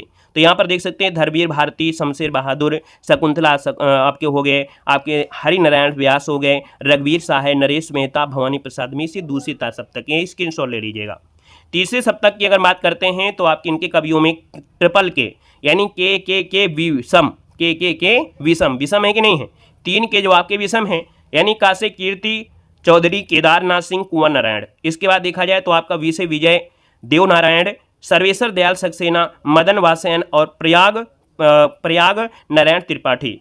तो यहाँ पर देखा जाए तो ये आपके हो गए कौन, तीसरे तार सप्तक के, स्क्रीनशॉट ले सकते हैं। चौथा तार सप्तक दिया है श्री अरासुरा स्वन, क्या दिया है, चौथे तार सप्तक जो आपका दिया गया है, यहाँ पर याद रखना है, ये आपका इस भी गलत दी गई है, यहाँ पर 79 आपका है, ठीक है। एक लास्ट वाला आपका काट दीजिएगा, 19, है ना, और 79, यानी चौथे तार सप्तक का जो ट्रिक है श्री अरासुरा स्वन। यानी यहाँ पर देखा जाए तो आपका श्री राम वर्मा, अवधेश कुमार, राजकुमार कुंभज, सुमन राजे, राजेंद्र किशोर, स्वदेश भारती, नरेंद्र किशोर आचार्य, ये आपके हो गए जो चौथे तार सप्तक के, ठीक है ना। अभी आपको लगेगा कि कैसे रटना पड़ेगा क्योंकि यहाँ से क्वेश्चन बनते हैं, है ना। एक एक नंबर आपको अर्जित करना है, कैसे भी करना है। देखो तार सप्तक का प्रकाशन कब हुआ, चलिए क्वेश्चन को सॉल्व करना शुरू करिए फटाफट। कह रहा है तार सप्तक का जो प्रकाशन है ये कब हुआ था, तो आपकी 1943 में, यानी ऑप्शन नंबर आपका 20 का राइट हो जाएगा। यहाँ पर देखो दिया तीसरा तार सप्तक कब प्रकाशित हुआ था, तो हमने कहा पहला जो आपका 43 था, दूसरा 51 था और तीसरा कब था 69 में था, यानी 69 की अगर बात करते हैं तो ऑप्शन आपका बी नंबर इसका राइट हो जाएगा। यहाँ पर देखा जाए सर जी आपका प्रयोगवादी कविताओं की जो रचना है वो किस सप्तक में संग्रहित हैं, तो किस सप्तक में आपको मिलेंगे, तो आप कहेंगे सर प्रयोगवादी कविताओं की जो रचना है वो तार सप्तक में मिलेंगे, यानी आपका आंसर हो जाएगा तार सप्तक हो जाएगा। नेक्स्ट क्वेश्चन देखो दिया गया है कि अज्ञेय कौन से वाद के कवि हैं, अज्ञेय जो आपके हैं कौन से वाद के कवि हैं, तो हमने कहा अज्ञेय जो आपके हैं प्रयोगवाद के कवि हैं। अब तो आपको पता चल गया ना, प्रगतिवाद मत लगाइएगा, प्रयोगवाद लगाना है, ठीक है ना। अगला पॉइंट आपसे पूछा गया है कि तार सप्तक में संकलित कवियों को राहों के अन्वेषी जो कहा है वो किसने कहा है, तो राहों के अन्वेषी जो कहा है वो आपके अज्ञेय जी ने कहा है, ऑप्शन आपका बी हो जाएगा। नेक्स्ट क्वेश्चन देखो दिया गया है कि निम्नलिखित में से कौन तार सप्तक का कवि नहीं है। हमने कहा सर जी तार सप्तक यानी पहले तार सप्तक की बात हो रही होगी, जब भी तार सप्तक पूछे इसका मतलब पहला तार सप्तक आपका है, तो पहला तार सप्तक की बात करते हैं तो आप कहेंगे सर गिरजा कुमार है, मुक्तिबोध है, प्रभाकर माचवे हैं, लेकिन शमशेर बहादुर तो आपके नहीं आ रहे हैं, यानी शमशेर बहादुर का नाम तो इसमें आपको नहीं मिलेगा। शमशेर बहादुर दूसरी तार सप्तक में है, किसमें है, तो आपके दूसरे तार सप्तक में आपके हैं। अगला पॉइंट देखो दिया गया है कि इनमें से कौन तार सप्तक में शामिल नहीं है, तो हमने कहा सर जी तार सप्तक यानी पहले वाले है ना, पहले वाले में, तो यहाँ पर देख सकते हैं कह रहे हैं सर जी अज्ञेय दिया है, शमशेर है, तो हमने कहा सर शमशेर नहीं है क्योंकि शमशेर आपके दूसरी तार सप्तक में आपको मिलेंगे, ठीक है ना। यहाँ पर अगला क्वेश्चन है निम्नलिखित में से तार सप्तक में कौन कवि शामिल नहीं है। अधिकतर क्वेश्चन यहीं से आपके पूरे बने हैं, यानी प्रयोगवाद में अधिकतर क्वेश्चन तार सप्तक में ही पूछे जाते हैं, छोटे एग्जाम हो चाहे बड़े एग्जाम में। तो तार सप्तक में कौन शामिल नहीं है, प्रभाकर माचवे, नेमचंद जैन, भारत भूषण अग्रवाल, रामधारी दिनकर, तो रामधारी दिनकर तो आपको हमने पढ़ाया नहीं है, तो रामधारी दिनकर ऑप्शन में आपका दिया है, ये इसका आंसर हो जाएगा। नेक्स्ट क्वेश्चन देखो दिया गया है कि निम्न में से कौन तार सप्तक का कवि नहीं है, तो तार सप्तक का कवि नहीं है रामविलास शर्मा है, प्रभाकर माचवे हैं, भारत भूषण भी पढ़ा है, धर्मवीर भारती तो आपने पढ़ा नहीं है, यानी ऑप्शन नंबर आपका सी हो जाएगा, धर्मवीर भारती यहाँ पर आंसर हो जाएगा। नेक्स्ट क्वेश्चन देखो दिया गया है और आपसे यहाँ पर कह रहा है कि सच्चिदानंद हीरानंद वासेन है ना जो दिया गया है, इसका आपको कह सकते हैं इनके बारे में थोड़ा सा पॉइंट है, इनकी जो रचनाएं हैं, यानी सच्चिदानंद हीरानंद वासेन अज्ञेयों की रचनाओं में से देखा जाए तो भग्न दूत, याद रखना जो भग्न दूत है इनका प्रथम काव्य संग्रह है, ठीक है ना। जो आपका दिया है कितनी नाव में कितनी बार, ये सच्चिदानंद हीरानंद वासेन अज्ञेय की है। चिंता भी आपका इन्हीं का है, ठीक है ना। आपका दिया गया है इल्या है ना, इत्यलम, ये भी आपकी इन्हीं की रचना है, और जितनी भी हमने आपको यहाँ पर रेड कलर में किया है वो आपकी पूछी गई हैं। याद रखिए हरी घास पर क्षण भर, ये क्वेश्चन बनते हैं कि नहीं बनते कि हरी घास पर क्षण भर ये किसकी है, तो आप कहेंगे सर अज्ञेय की हो जाएगा। बाबरा अहेरी भी जो आपकी है अज्ञेय जी की है। आंगन के पार द्वार जो है अज्ञेय की है। सबसे ज़्यादा रचनाएं अज्ञेय जी की आपकी बनती हैं। आपने जो जीवन परिचय पे पढ़ा होगा तो आप देखोगे हर एक रचना आपको मिली होंगी, कितनी रचनाएं हैं, है ना, ये सब चीज़ें हैं। देखो गजानन माधव मुक्तिबोध की अगर बात करते हैं तो इनकी रचना में से चांद का मुंह टेढ़ा है, भूरी भूरी खाक धूल, है ना, और नए साहित्य का सौंदर्य ये भी आपका आ जाएगा, ठीक है ना। तो ये पूछे गए हैं ज़्यादा। कागज के फूल की बात करते हैं तो कागज के फूल, है ना, किसका है, भारत भूषण अग्रवाल का है। साथ में यहाँ पर देखा जाए उतना वह सूरज, है ना, अनुपस्थित लोग, ये भी आपके कभी कभी पूछे जा चुके हैं। यहाँ पर धर्मवीर भारती की बात करते हैं तो कर्णप्रिया है, अंधा युग हो गया, ठंडा लोहा हो गया, है ना, देशांतर भी आपके धर्मवीर भारती की है। बाकी और भी आपकी रचना पढ़े होंगे, सूरज का सातवां घोड़ा भी आपका है। यहाँ पर देखा जाए प्रभाकर माचवे की आपकी देखा जाए तो रचनाओं में से अनुक्षण, स्वप्न भंग और मेपल भी आपका है। केदारनाथ सिंह की बात करते हैं तो जमीन पक रही, इसके लिए पुरस्कार भी मिला है। जमीन पक रही किसकी, केदारनाथ सिंह की है। अकाल में सारस जो है किसके है, तो आपकी केदारनाथ सिंह के हैं। अभी बिल्कुल अभी, ये भी आपकी केदारनाथ सिंह की है। यहाँ से शमशेर बहादुर सिंह की बात करते हैं जिन्हें कवियों का कवि कहा जाता है, शमशेर बहादुर को कवियों का कवि कहते हैं। तो यहाँ पर इनकी रचना में दो आप जो आपकी है किसकी है, तो शमशेर बहादुर सिंह की है, ठीक है ना। आइएगा नेक्स्ट पॉइंट देखो दिया गया है भवानी प्रसाद मिश्र। भवानी प्रसाद मिश्र की जो रचनाओं में से देखिए गीत फरोश जो कि इनका पहला प्रथम काव्य है।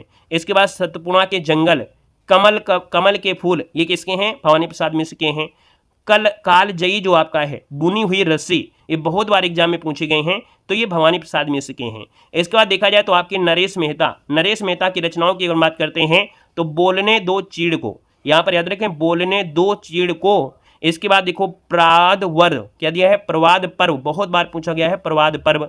महाप्रस्थान, सबरी, इसके बाद संशय की एक रात, ये आपकी किसकी है, नरेश मेहता की है। एक बार में नहीं रटेगा, 2-3 बार पढ़ना पड़ेगा, ठीक है। यहाँ पर देखो दिया गया है सर्वेश्वर दयाल सक्सेना की, तो यहाँ पर देखो दिया गया है खूंटियों पर टंगे लोग हो गया, काठ की घंटियां हो गया, है ना, काठ की घंटियां।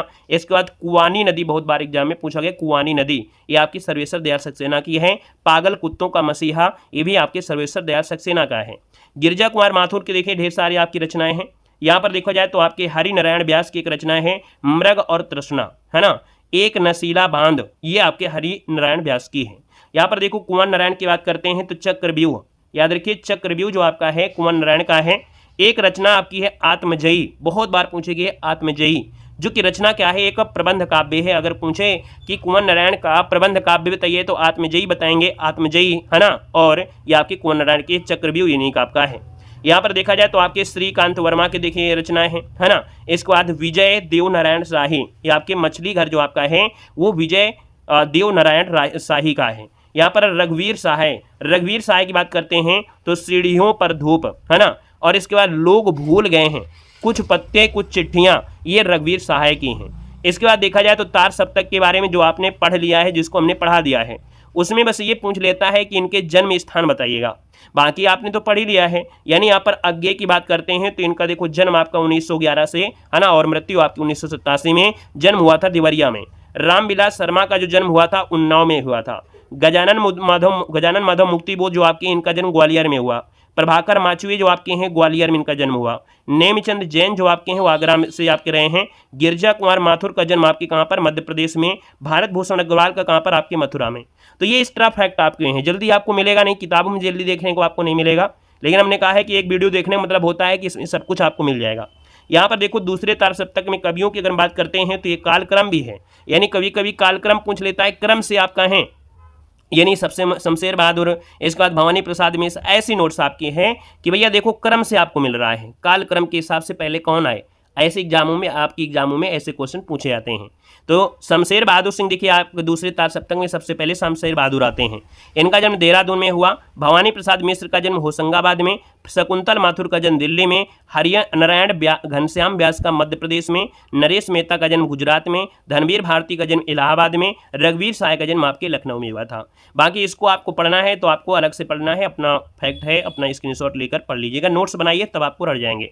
तीसरे तार सप्तक में पहले आपके आते हैं प्रयाग नारायण त्रिपाठी, जिनका जन्म रायबरेली में हुआ। मदन वात्स्ययन जिनका जन्म आपकी काशी में आपका दे सकते हैं, इनका भी आपका रायबरेली में। जो आपके दिया गया है विजय नारायण शाही, इनका जो आपका हुआ था वो आपकी काशी में। कुंवर नारायण का आपका फैजाबाद में। सर्वेश्वर दयाल का आपके बस्ती में आपका हुआ था। और जो कीर्ति चौधरी हैं, कीर्ति चौधरी, इनका आपका उन्नाव में हुआ था। चौथे तार सप्तक की बात करते हैं तो ये आपकी महत्वपूर्ण आपकी क्या है, कवि हैं, जिनको हमने आपको बताया भी है। तो प्रयोगवाद का प्रवर्तन करने का श्रेय सच्चिदानंद हीरावास्य अज्ञे को दिया जाता है। तो यहाँ पर देखा जाए क्वेश्चन आपके बचे हैं थोड़े। निम्नलिखित में से कौन कवि तार सप्तक में शामिल नहीं है? अभी अभी आपने पढ़ा कि सर जी तार सप्तक में देखा जाए तो कौन आपके शामिल नहीं है? प्रभाकर माचुए, नेमिचंद, नरेंद्र शर्मा और रामविलास शर्मा, किसका नाम आया है? चलिए किसका नाम यहाँ पर आपका आया है? तो आप कहेंगे सर यहाँ पर देखा जाए तो आपका रामविलास शर्मा, है ना, और भी आपके कोई है यहाँ पर देखिए कौन शामिल नहीं है? तो आप कहेंगे सर कुंवर नारायण, ये तो आपके इसमें है भी नहीं है। यानी यहाँ पर हम बात करते हैं मुक्तिबोध, ये भी आपका नहीं है। तो फिर आपका कौन कौन से आपके हो सकते हैं देख लीजिएगा, जल्दी से बताइएगा। ये तो आपने पढ़ा है, सब कुछ आपने पढ़ लिया है। तो तार सप्तक में आपके कौन नहीं है? शमशेर वाले भी आपने पढ़ लिया। यहाँ पर देखिए ऑप्शन नंबर आपका डी, रामविलास शर्मा। कौन है? रामविलास शर्मा, जो आपके हैं रामविलास शर्मा, यानी रामविलास शर्मा और धर्मेर भारती। चलिए इसमें देखिए कौन से आपके नहीं है। अच्छा कौन पूछा है? तार सप्तक में नहीं है। यानी तार सप्तक की जब भी हम लोग बात करते हैं तो पहले की बात करते हैं, और पहले की बात करते हैं तो प्रभाकर माचुए आपने तो पढ़ा ही होगा। इसके बाद आपके नेमिचंद भी आपका दिया गया है, रामविलास शर्मा भी है, और आपके नरेंद्र शर्मा है। यानी इनमें देखा जाए तो नरेंद्र शर्मा, याद रखना यहाँ पर जो दिया है नरेंद्र शर्मा, ये आपके तार सप्तक में नहीं है, ये तार सप्तक में यहाँ पर आपके नहीं है। अगले क्वेश्चन में आते हैं। क्वेश्चन देखो दिया है भवानी प्रसाद मिश्र की कविताएं किस सप्तक में हैं? तो भवानी प्रसाद जो आपके मिश्र हैं, इनकी जो रचनाएं हैं वो आपको मिलेंगे दूसरे तार सप्तक में। किसमें मिलेंगे?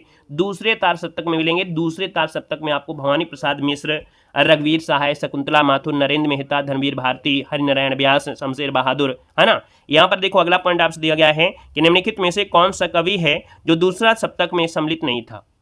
तो दूसरे सप्तक में नहीं सम्मिलित रहे हैं, इसका मतलब हमने अभी आपको पूरा नाम बता दिया है ना। शमशेर बहादुर, हरिनारायण, भवानी प्रसाद मिश्र, रघुवीर साय, शकुंतला, नरेश मेहता, धर्मवीर भारती। यानी यहाँ पर देखा जाए तो आपके इन सर इसमें जो आपका आंसर आ रहा है वो ऑप्शन नंबर आपका डी मुक्तिबोध नहीं है। कौन है यहाँ पर जो ऑप्शन डी दिया है मुक्तिबोध आपके नहीं है, याद रखना है। गजानन माधव मुक्तिबोध ये आपके इसमें नहीं है। आइएगा नेक्स्ट पॉइंट में आते हैं। नेक्स्ट पॉइंट आपसे दिया गया है कि निम्न में से कौन दूसरा तार सप्तक में शामिल नहीं है। ज़्यादा से ज़्यादा यही क्वेश्चन बने हैं। तो हमने आपको हर बार बताया शमशेर बहादुर, हरिनारायण, भवानी प्रसाद, रघुवीर साहय, शकुंतला, नरेश और धर्मवीर भारती। तो हमने कहा सर यहाँ पर देखा जाए तो आपका आंसर इनमें से क्या हो जाएगा, इनमें से आपका जो आंसर है वो राइट इनमें से क्या हो जाएगा। तो आप कहेंगे सर 21 नंबर दिया गया और 21 का जो ऑप्शन आपका दिया है कुंवर नारायण, यानी कुंवर नारायण जो आपके इसमें आपके नहीं है, ऑप्शन नंबर आपका हो जाएगा सी नंबर हो जाएगा। यहाँ पर आगे बढ़ते हैं। क्वेश्चन आपसे अगला पूछा गया है इनमें से दूसरा सप्तक में संकलित कवि आपके कौन है और दूसरे वाले में कौन शामिल है। तो अभी इतने ढेर सारे नाम पढ़ लिया है, रघुवीर साहय है ना, यानी रघुवीर साहय ऑप्शन नंबर आपका ए हो जाएगा। ये हमने कहा इसलिए हमने आपको ट्रिक दिया है, आपको पहले ट्रिक्स के माध्यम से पढ़ लेना है, क्योंकि अगर आप प्रयोगवाद पढ़ रहे हैं तो आपको ट्रिक के माध्यम से सब आना चाहिए। सन 1951 में प्रकाशित दूसरे तार सप्तक में कौन कवित्री शामिल है। यानी तार सप्तक में 2 कवित्री ऐसी रही हैं जो आपकी शामिल रही हैं अलग अलग में। तो आपके दूसरा तार सप्तक में आपका है 1951 और इसमें जो आपकी कवित्री के रूप में आपकी शामिल रही हैं वो कौन शामिल रही हैं, शकुंतला माथुर हैं। कौन है, शकुंतला माथुर, ये कवित्री रही हैं। यहाँ पर आगे बढ़ते हैं। क्वेश्चन दिया गया है केदारनाथ सिंह की किस सप्तक में संकलित कवि हैं। केदारनाथ सिंह जो आपके हैं वो किस सप्तक के कवि हैं, 24 नंबर आपसे कह रहा है। तो सर ये तीसरा सप्तक में है और तीसरा सप्तक की अगर बात करते हैं तो हमने कहा था ट्रिपल के विप्रसम है ना। यानी यहाँ पर देखा जाए तो केदारनाथ, कुंवर नारायण, कीर्ति चौधरी है ना, विजय देव नारायण, साथ में प्रयाग नारायण त्रिपाठी, सर्वेश्वर दयाल और आपकी मदन वासेन। तो यहाँ पर आंसर आपका सी हो गया। नेक्स्ट क्वेश्चन आया चौथा सप्तक में संकलित कवित्री पूछा गया है। तो हमने कहा सर जी यहाँ पर देखा जाए तो आपके यहाँ पर कवित्री पूछा गया है कि सर जी कौन से वाले में, चौथे वाले में। पहले हमने बताया दूसरे सप्तक में कौन थी, तो शकुंतला माथुर, और यहाँ पर चौथे तार सप्तक में जो कवित्री के रूप में शामिल हैं वो आपका है सुमन राजे। कौन है, सुमन राजे, यानी ऑप्शन नंबर आपका बी यहाँ पर राइट हो जाएगा, सुमन राजे हो जाएगा। यहाँ पर क्वेश्चन दिया गया है तार सप्तक का संबंध किस काव्यधारा से है। तो इतना पूरा चैप्टर ही आपने पढ़ लिया है कि ये सर जी किसकी बात हो रहा है, प्रयोगवाद की बात हो रही है, ऑप्शन नंबर आपका बी हो जाएगा। नेक्स्ट क्वेश्चन को दिया गया है कि बसंती हवा कविता के जो रचयिता हैं वो आपकी कौन है। बसंती हवा कविता के जो रचयिता हैं वो आपकी कौन है, तो आपके केदारनाथ अग्रवाल हो जाएंगे, ऑप्शन नंबर आपका डी बन जाएगा। आत्महत्या के विरुद्ध कविता का संकलन के कवि कौन है। आत्महत्या के विरुद्ध जो कविता है इसके संकलन के कवि कौन है, तो ये आपके रघुवीर साहय हैं। कौन है, रघुवीर साहय हो जाएंगे। अगला क्वेश्चन देखो दिया है कुआनो नदी कविता संग्रह के कवि आपके कौन है। वीडियो को 2 बार देखिए, 3 बार देखिए, क्योंकि अदर चीज़ें आपने बहुत बार पढ़ा है, हिस्ट्री, पॉलिटी, ज्योग्राफी है ना, जयशंकर प्रसाद, प्रेमचंद की रचना ढेर सारी बार पढ़ी है, लेकिन ये रचनाएं आपने पहली बार भी पढ़ी होगी। जब आप हाई लेवल के पेपर दे रहे हैं तो भी उसको 2-3 बार पढ़ना ही पड़ेगा। हम तो 20 पार्ट तो बना नहीं रहे हैं, एक ही पार्ट में पूरा खत्म है, चाहे वो भक्ति काल हो चाहे छायावाद हो, एक ही पार्ट में है। आप यूट्यूब में देखेंगे 10-10 पार्ट बनाए जा रहे हैं, लेकिन हम 10 पार्ट नहीं, सिर्फ एक पार्ट देंगे। एक ही पार्ट में आपको पीवाई की क्वेश्चन, आपको थ्योरी, आपके ऑब्जेक्टिव क्वेश्चन सब आपको मिलेंगे, वो भी आपको 30-40 मिनट के अंदर अंदर सब पूरा। तो कुआनो नदी जो कविता है इस संग्रह के कवि पूछा गया है। तो हमने कहा कुआनो नदी से क्वेश्चन बना है कई बार, याद रखिए सर्वेश्वर दयाल सक्सेना, ऑप्शन नंबर आपका डी इसका राइट हो जाएगा। नेक्स्ट क्वेश्चन दिया है सर्वेश्वर दयाल सक्सेना की रचना की अगर हम बात करते हैं इनमें से, तो आपकी इनमें से आपको मैंने बताया एक सूनी नाव और जंगल का दर्द। एक सूनी नाव और जंगल का दर्द किसका है, सर्वेश्वर दयाल सक्सेना की है। यहाँ पर दिया है नकेनवादक नामक साहित्यिक आंदोलन के अग्रणी जो आपके हैं, तो यहाँ पर आपके होंगे कौन। नकेनवाद दिया है और नकेनवाद में देखिए नलिन बिलोचन शर्मा, केसरी कुमार, नरेंद्र मेहता, ये आपके हैं नकेनवाद नामक साहित्यिक आंदोलन से जुड़े हुए हैं। नेक्स्ट क्वेश्चन देखो दिया है घोर अनिष्ट व्यक्तिवाद किस काव्यधारा की प्रवृत्ति है। तो ये जो आपका जुड़ा है घोर अनिष्टवाद व्यक्तिवाद, तो सर ये जुड़ा है आपके प्रयोगवाद से जुड़ा है, यानी ऑप्शन नंबर आपका सी इसका राइट हो जाएगा। इसके बाद इस टॉपिक में एक पॉइंट और बचता है जो भी आपने पढ़ा नकिन, यानी ये पॉइंट आपका दिया है प्रपद्यवाद, यानी 1956। अब यही आपको इतना ही पॉइंट मिलेगा और यहाँ से क्वेश्चन बनते हैं तो सिर्फ इतने से ही बनते हैं।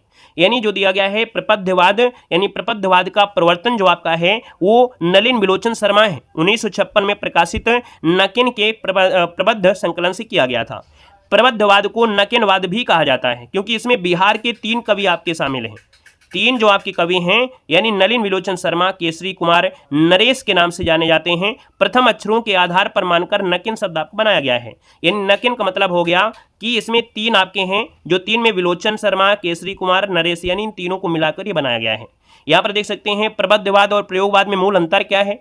तो प्रबद्धवाद और प्रयोगवाद में मूल अंतर क्या है, प्रबद्धवाद प्रयोग को साध्य मानता है और जो प्रयोगवाद है वो प्रयोग को साध्य मानता है। और आपसे कह रहा है कि नई कविता के प्रवर्तक कौन थे।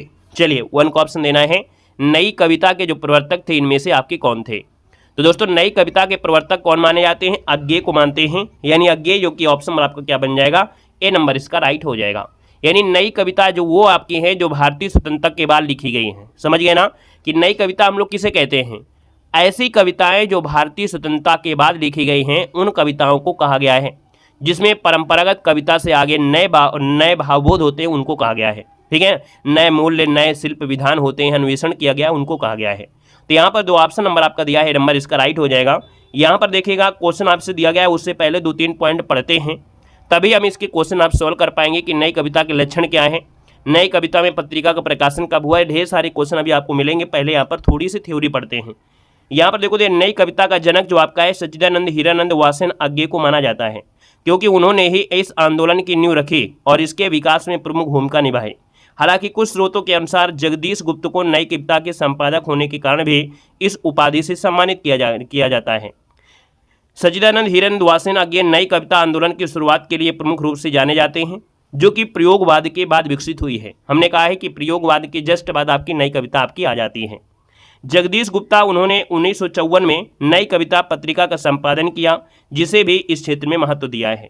यानी जगदीश चंद्र गुप्त उन्होंने 1954 में कब, तो आपके 1954 में नई कविता पत्रिका का संपादन किया था, जिससे उन्हें भी इस क्षेत्र का महत्व भी यहाँ पर मिला है। ठीक है ना, यहाँ पर देखो दिया है कि नई कविता की प्रमुख प्रवृत्तियाँ, यानी नई कविता के जो प्रमुख लक्षण हैं और जो विशेषता हैं, प्रवृत्तियाँ हैं, वो सब चीज़ें इसमें आपको हैं। यही पॉइंट आपके सबसे ज़्यादा पूछे गए हैं।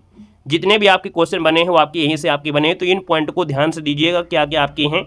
यानी लघु मानव की प्रतिष्ठा, यानी नई कविता की प्रमुख प्रवृत्तियाँ क्या हैं, लघु मानव की प्रतिष्ठा, क्षणवाद, जीवन के प्रति यथार्थवादी दृष्टिकोण, निराशा, मोहभंग, अति बौद्धिकता, व्यंग्य और तीक्ष्णता, नए शिल्प और बिंब विधान का प्रयोग व वाद मुक्त होना। नई कविता के दो प्रमुख तत्व और भी आपके हैं, जैसे अनुभूति की प्रामाणिकता और बुद्धिमूल यथार्थवादी दृष्टि। ये सभी शब्द जो है ना, सभी शब्द अभी आपको मिलेंगे। नई कविता में जो कैक्टसवाद का जन्म होता है, क्या है, नई कविता में कैक्टसवाद का जन्म होता है।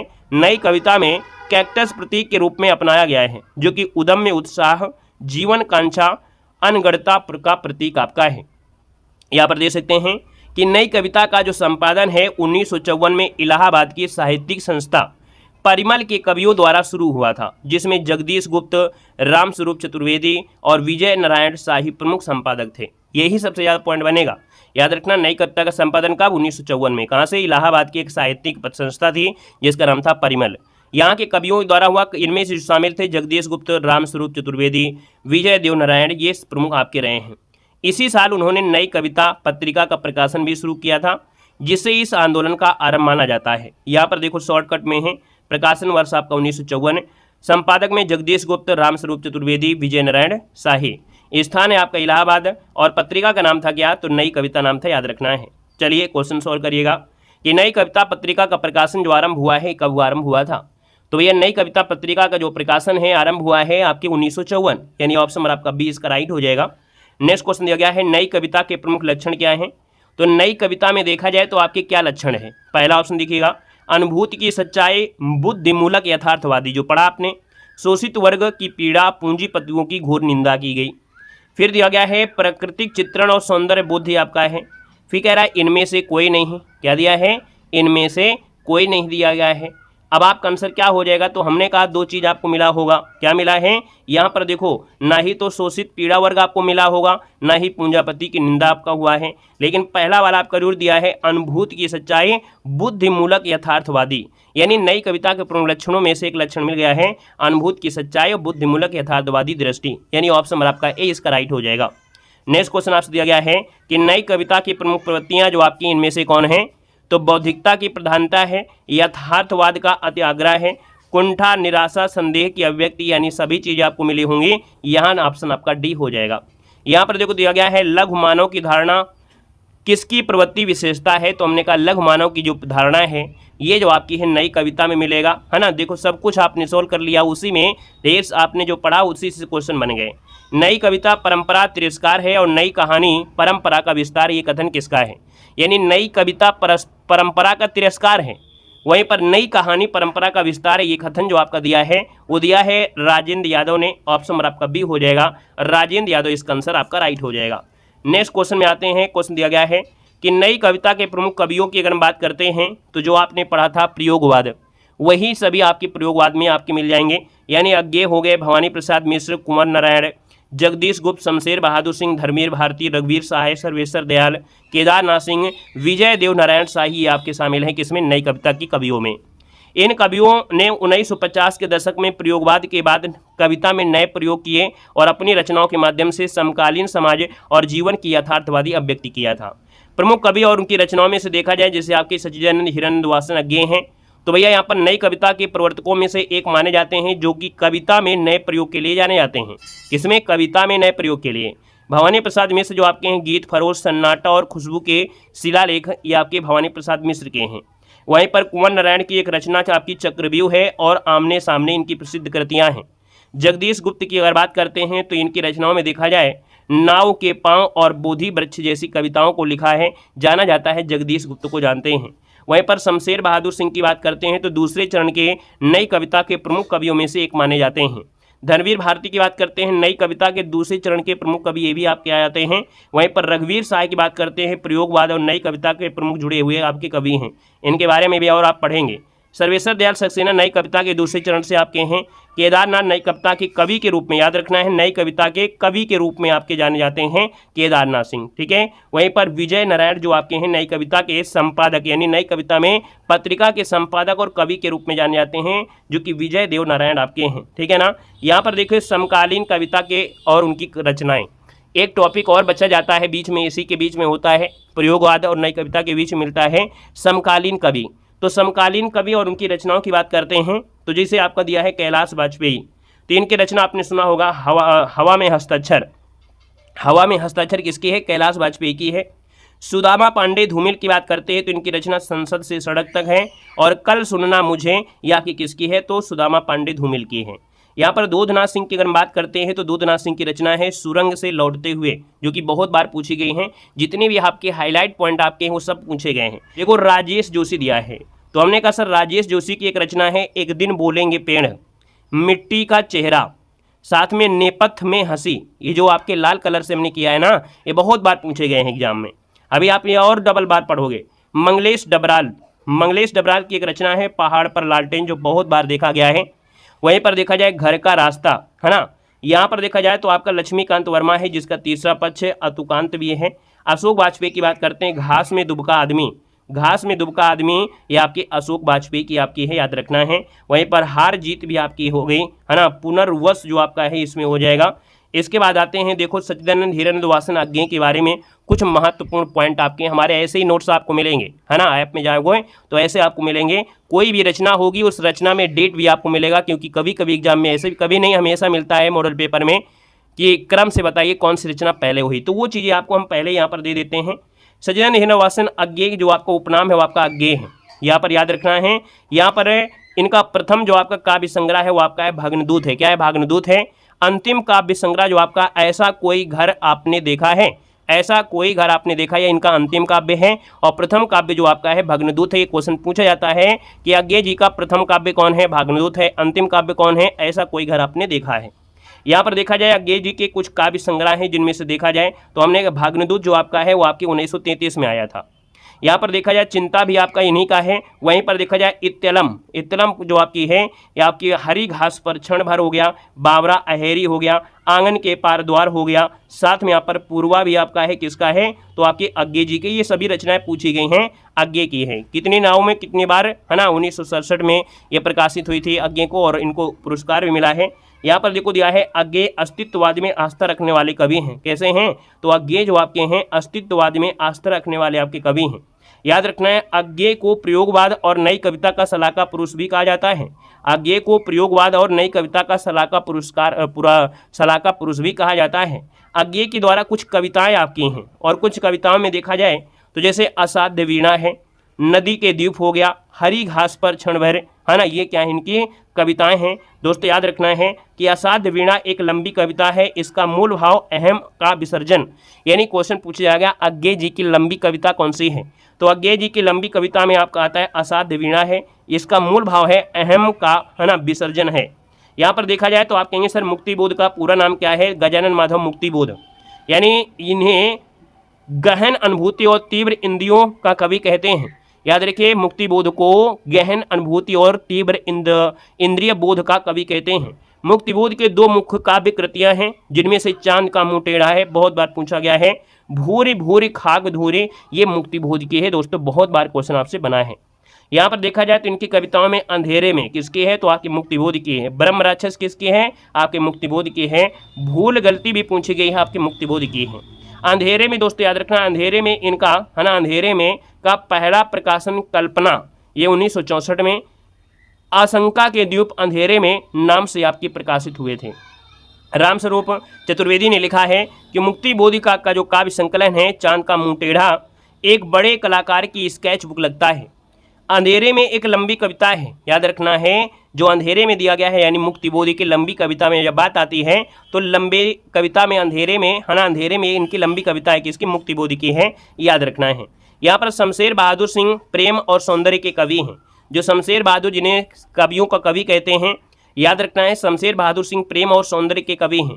शमशेर बहादुर सिंह की काव्य संग्रह में देखा जाए तो कुछ कविताएं ये 1959 में आपकी आई थी, कुछ और कविताएं कुछ भी हूँ, है ना, ये आपकी इनकी कविताएं हैं। तो अगर पहला पूछे तो आप बोलेंगे, लेकिन एग्जाम में पूछा गया बात बोलेगी, है ना। साथ में सुकून की तलाश, ये आपकी शमशेर बहादुर की काव्य संकलन है।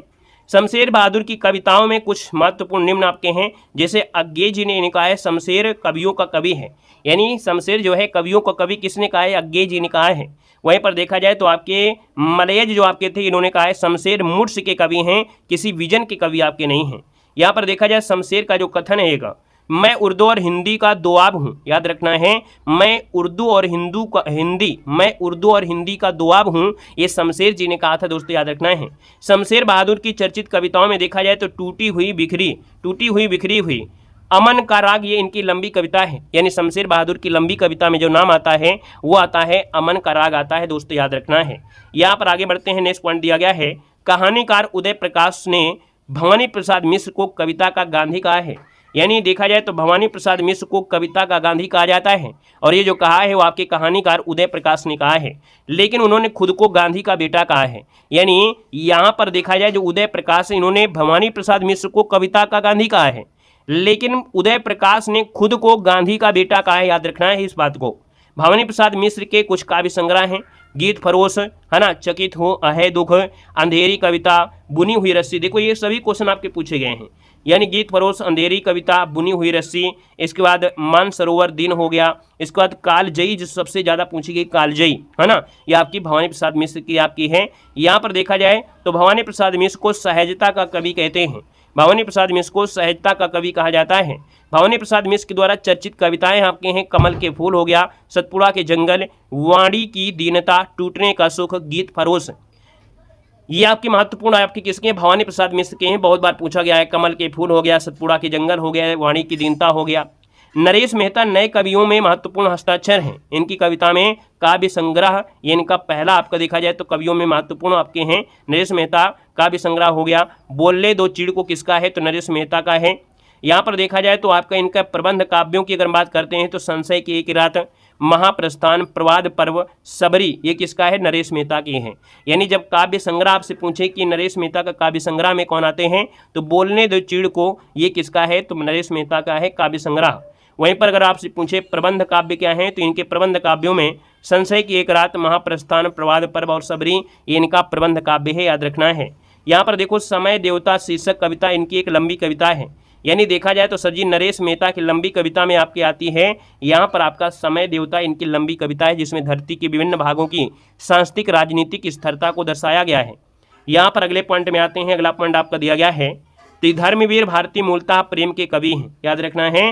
जो धर्मवीर भारती हैं मूलतः प्रेम के कवि हैं। इनकी रचना में देखिए ठंडा लोहा हो गया, अंधा युग हो गया, कनुप्रिया हो गया, 7 गीत वर्ष हो गया, देशांतर हो गया। कनुप्रिया में दोस्तों याद रखना, कनुप्रिया में राधा और कृष्ण के प्रेम का वर्णन आपको मिलता है। देशांतर एक काव्य संग्रह है, विदेशी कविताओं का संग्रह है, यानी देशांतर जो है इनका काव्य संग्रह है किसका, धर्मवीर भारती का, और इसमें विदेशी कविताओं का एक संग्रह मिलता है। प्रेमथ्यु गाथा एक लंबी कविता है, यानी धर्मवीर भारती की कविता में एक आती है प्रेमथ्यु गाथा, एक लंबी कविता है। प्रेमथ्यु एक यूनानी पौराणिक पुरुष आपके हैं। याद रखना एक पॉइंट आपका आ गया है, मदन व सेन का मूल नाम क्या था, मदन व सेन का मूल नाम था लक्ष्मी निवास सिंह था, याद रखना है। यहाँ पर देखा जाए सर्वेश्वर दयाल सक्सेना की नई कविताओं में प्रमुख हस्ताक्षर, यानी नई कविता के प्रमुख हस्ताक्षर हैं। इनकी कविताओं में देखा जाए काठ की घंटियाँ, बांस का पुल, एक सूनी नाव, गर्म हवाएं, कुआनो नदी, ये बहुत बार पूछा गया कुआनो नदी। और इसके बाद देखा जाए जंगल का दर्द, खूटियों पर टंगे लोग, ये किसका है, सर्वेश्वर दयाल सक्सेना आपके हो जाएंगे। सर्वेश्वर दयाल सक्सेना की कुछ आपकी चर्चित कविताएं हैं जो कि यहाँ पर आपको दी गई हैं। यहाँ पर देखा जाए तो आपकी केदारनाथ सिंह नई कविता में बिंब को बहुत महत्व देते रहे हैं, यानी जो केदारनाथ सिंह आपके रहे हैं ये नई कविता में बिंब को बहुत महत्व दिया है। केदारनाथ सिंह की कुछ आपकी कृतियाँ हैं, जैसे अभी बिल्कुल अभी, जमीन पक रही है ना, ये सब पूछी गई हैं। अकाल में सारस, बाघ जो कि इनकी लंबी कविता है, किसकी, केदारनाथ सिंह की है। जमीन पक रही है, अकाल में सारस, ये केदारनाथ सिंह की है, जो कि बहुत बार पूछा गया है। केदारनाथ सिंह की चर्चित कविताओं में बनारस, अनागत, फर्क नहीं पड़ता। तो भैया इस प्रकार से आपने पढ़ लिया यहाँ पर नई कविता। और इसी के साथ यहाँ पर देखा जाए तो जो आपका हिंदी साहित्य का इतिहास हम लोग पढ़ते हैं, यानी हिंदी साहित्य अभी खत्म नहीं हुआ है। हिंदी साहित्य को 2 भागों में तोड़ा जाता है। हिंदी साहित्य में जो पद्य साहित्य है, पद्य साहित्य में आपने आदिकाल, भक्ति काल, इसके बाद रीत काल, आधुनिक काल, आधुनिक काल में जो 4 पार्ट हुए थे उसको भी आपने पढ़ लिया। आपने प्रयोगवाद है ना, प्रगतिवाद, साथ में आपने नई कविता भी पढ़ लिया। ये आपका जो पाठ होता है पद्य साहित्य कहलाता है। अब जो हिंदी साहित्य में स्टार्ट होगा वो हिंदी साहित्य का गद्य इतिहास, जहाँ से आधे क्वेश्चन आपके बनते हैं। यानी आपने मॉडल पेपर सोल्व किया होगा तो आपसे क्वेश्चन पूछा जाएगा कि यहाँ पर पूछा जाएगा सर जी कोई आपसे कोई रचना हो जाएगा यमलोक की यात्रा, ये है क्या, यमलोक की यात्रा है क्या, तो आप कहेंगे सर ये निबंध है। किसका निबंध है, तो आपके राधा चरण गोस्वामी का है। अशोक के फूल क्या है, तो आप कहेंगे सर ये निबंध है, किसका है, हजारी प्रसाद द्विवेदी का है। यानी जो रचनाएं आपने पढ़ा है बस उसको ये पहचानना है कि ये इनकी रचना है कि आखिरकार ये निबंध है या यहाँ पर देखा जाए आपका कहानी है या आपका उपन्यास है। यानी वही चीज़ जो आपने पढ़ा है उसको आपको डिफाइन करना होगा। यानी हिंदी साहित्य के कॉन्सेप्ट को अब क्लियर होगा जब हम लोग अगले पॉइंट में हम लोग पढ़ेंगे हिंदी में जो गद्य साहित्य होगा, निबंध, ये सब चीज़ें आपके बहुत पूछी जाती हैं। यानी सभी पूछी हुई आपकी रचनाएं आपकी होती हैं, याद रखना है। क्लियर है। बाकी हमने कहा है कि अगर आप 99 रुपये आप पे करते हैं तो आप लोगों हमारे ऐप में वो सब सुविधा आपको दी गई हैं। हिंदी पद्य साहित्य, हिंदी गद्य साहित्य के फुल नोट्स भी आपके हैं और वो नोट्स जो आपके हैं वो आपके प्रिंटेड हाईलाइट नोट्स होंगे। यानी जो एग्जाम में पूछा गया है पूरा का पूरा कंटेंट आपको मिल जाएगा। साथ में हमने कहा है कि आपको प्रमुख कवि रचनाएं आपको मिलेंगी, 3D नोट्स भी होगा। साथ में 30 महत्वपूर्ण कवियों का जीवन परिचय जो आधी से ज़्यादा हिंदी साहित्य को कवर कर देती है। साथ में 25 एग्जामों की टेस्ट सीरीज भी, आप KVS का पेपर दीजिए, आप GIC का पेपर दीजिए, आप प्रवक्ता का पेपर दीजिए, केंद्रीय विद्यालय जो आपका है उस TGT PGT के पेपर दीजिएगा, NVS प्रवक्ता के दीजिएगा, आप LT ग्रेड का पेपर दीजिएगा। उन सब की टेस्ट सीरीज भी आपकी है, UP टेट, CTET, इनका भी आपको टेस्ट सीरीज आपकी है, उसी में है मात्र 99 में। साथ में 2000 लगभग ऑब्जेक्टिव क्वेश्चन भी आपके हैं, ठीक है ना। क्लास नोट्स जो हम आपको पढ़ा रहे हैं, जैसे ये पढ़ा रहे थे, ये क्लास नोट्स भी उसी में आपको अवेलेबल है, मात्र 99 रुपये में है। अगर आपको 99 रुपये ज़्यादा लगते हैं तो कोई बात नहीं, आप पढ़ते रहिए, ऐसे हम आपको पढ़ाते भी रहेंगे। बाकी ऐप में अगर आप जुड़ते हैं तो वहाँ पर जो कुछ सुविधाएं हैं उन सुविधाओं को लाभ भी आप ले सकते हैं, ठीक है ना, ठीक है ना। तो मिलते हैं नए सेशन में। धन्यवाद सभी को, जय हिंद, वंदे मातरम।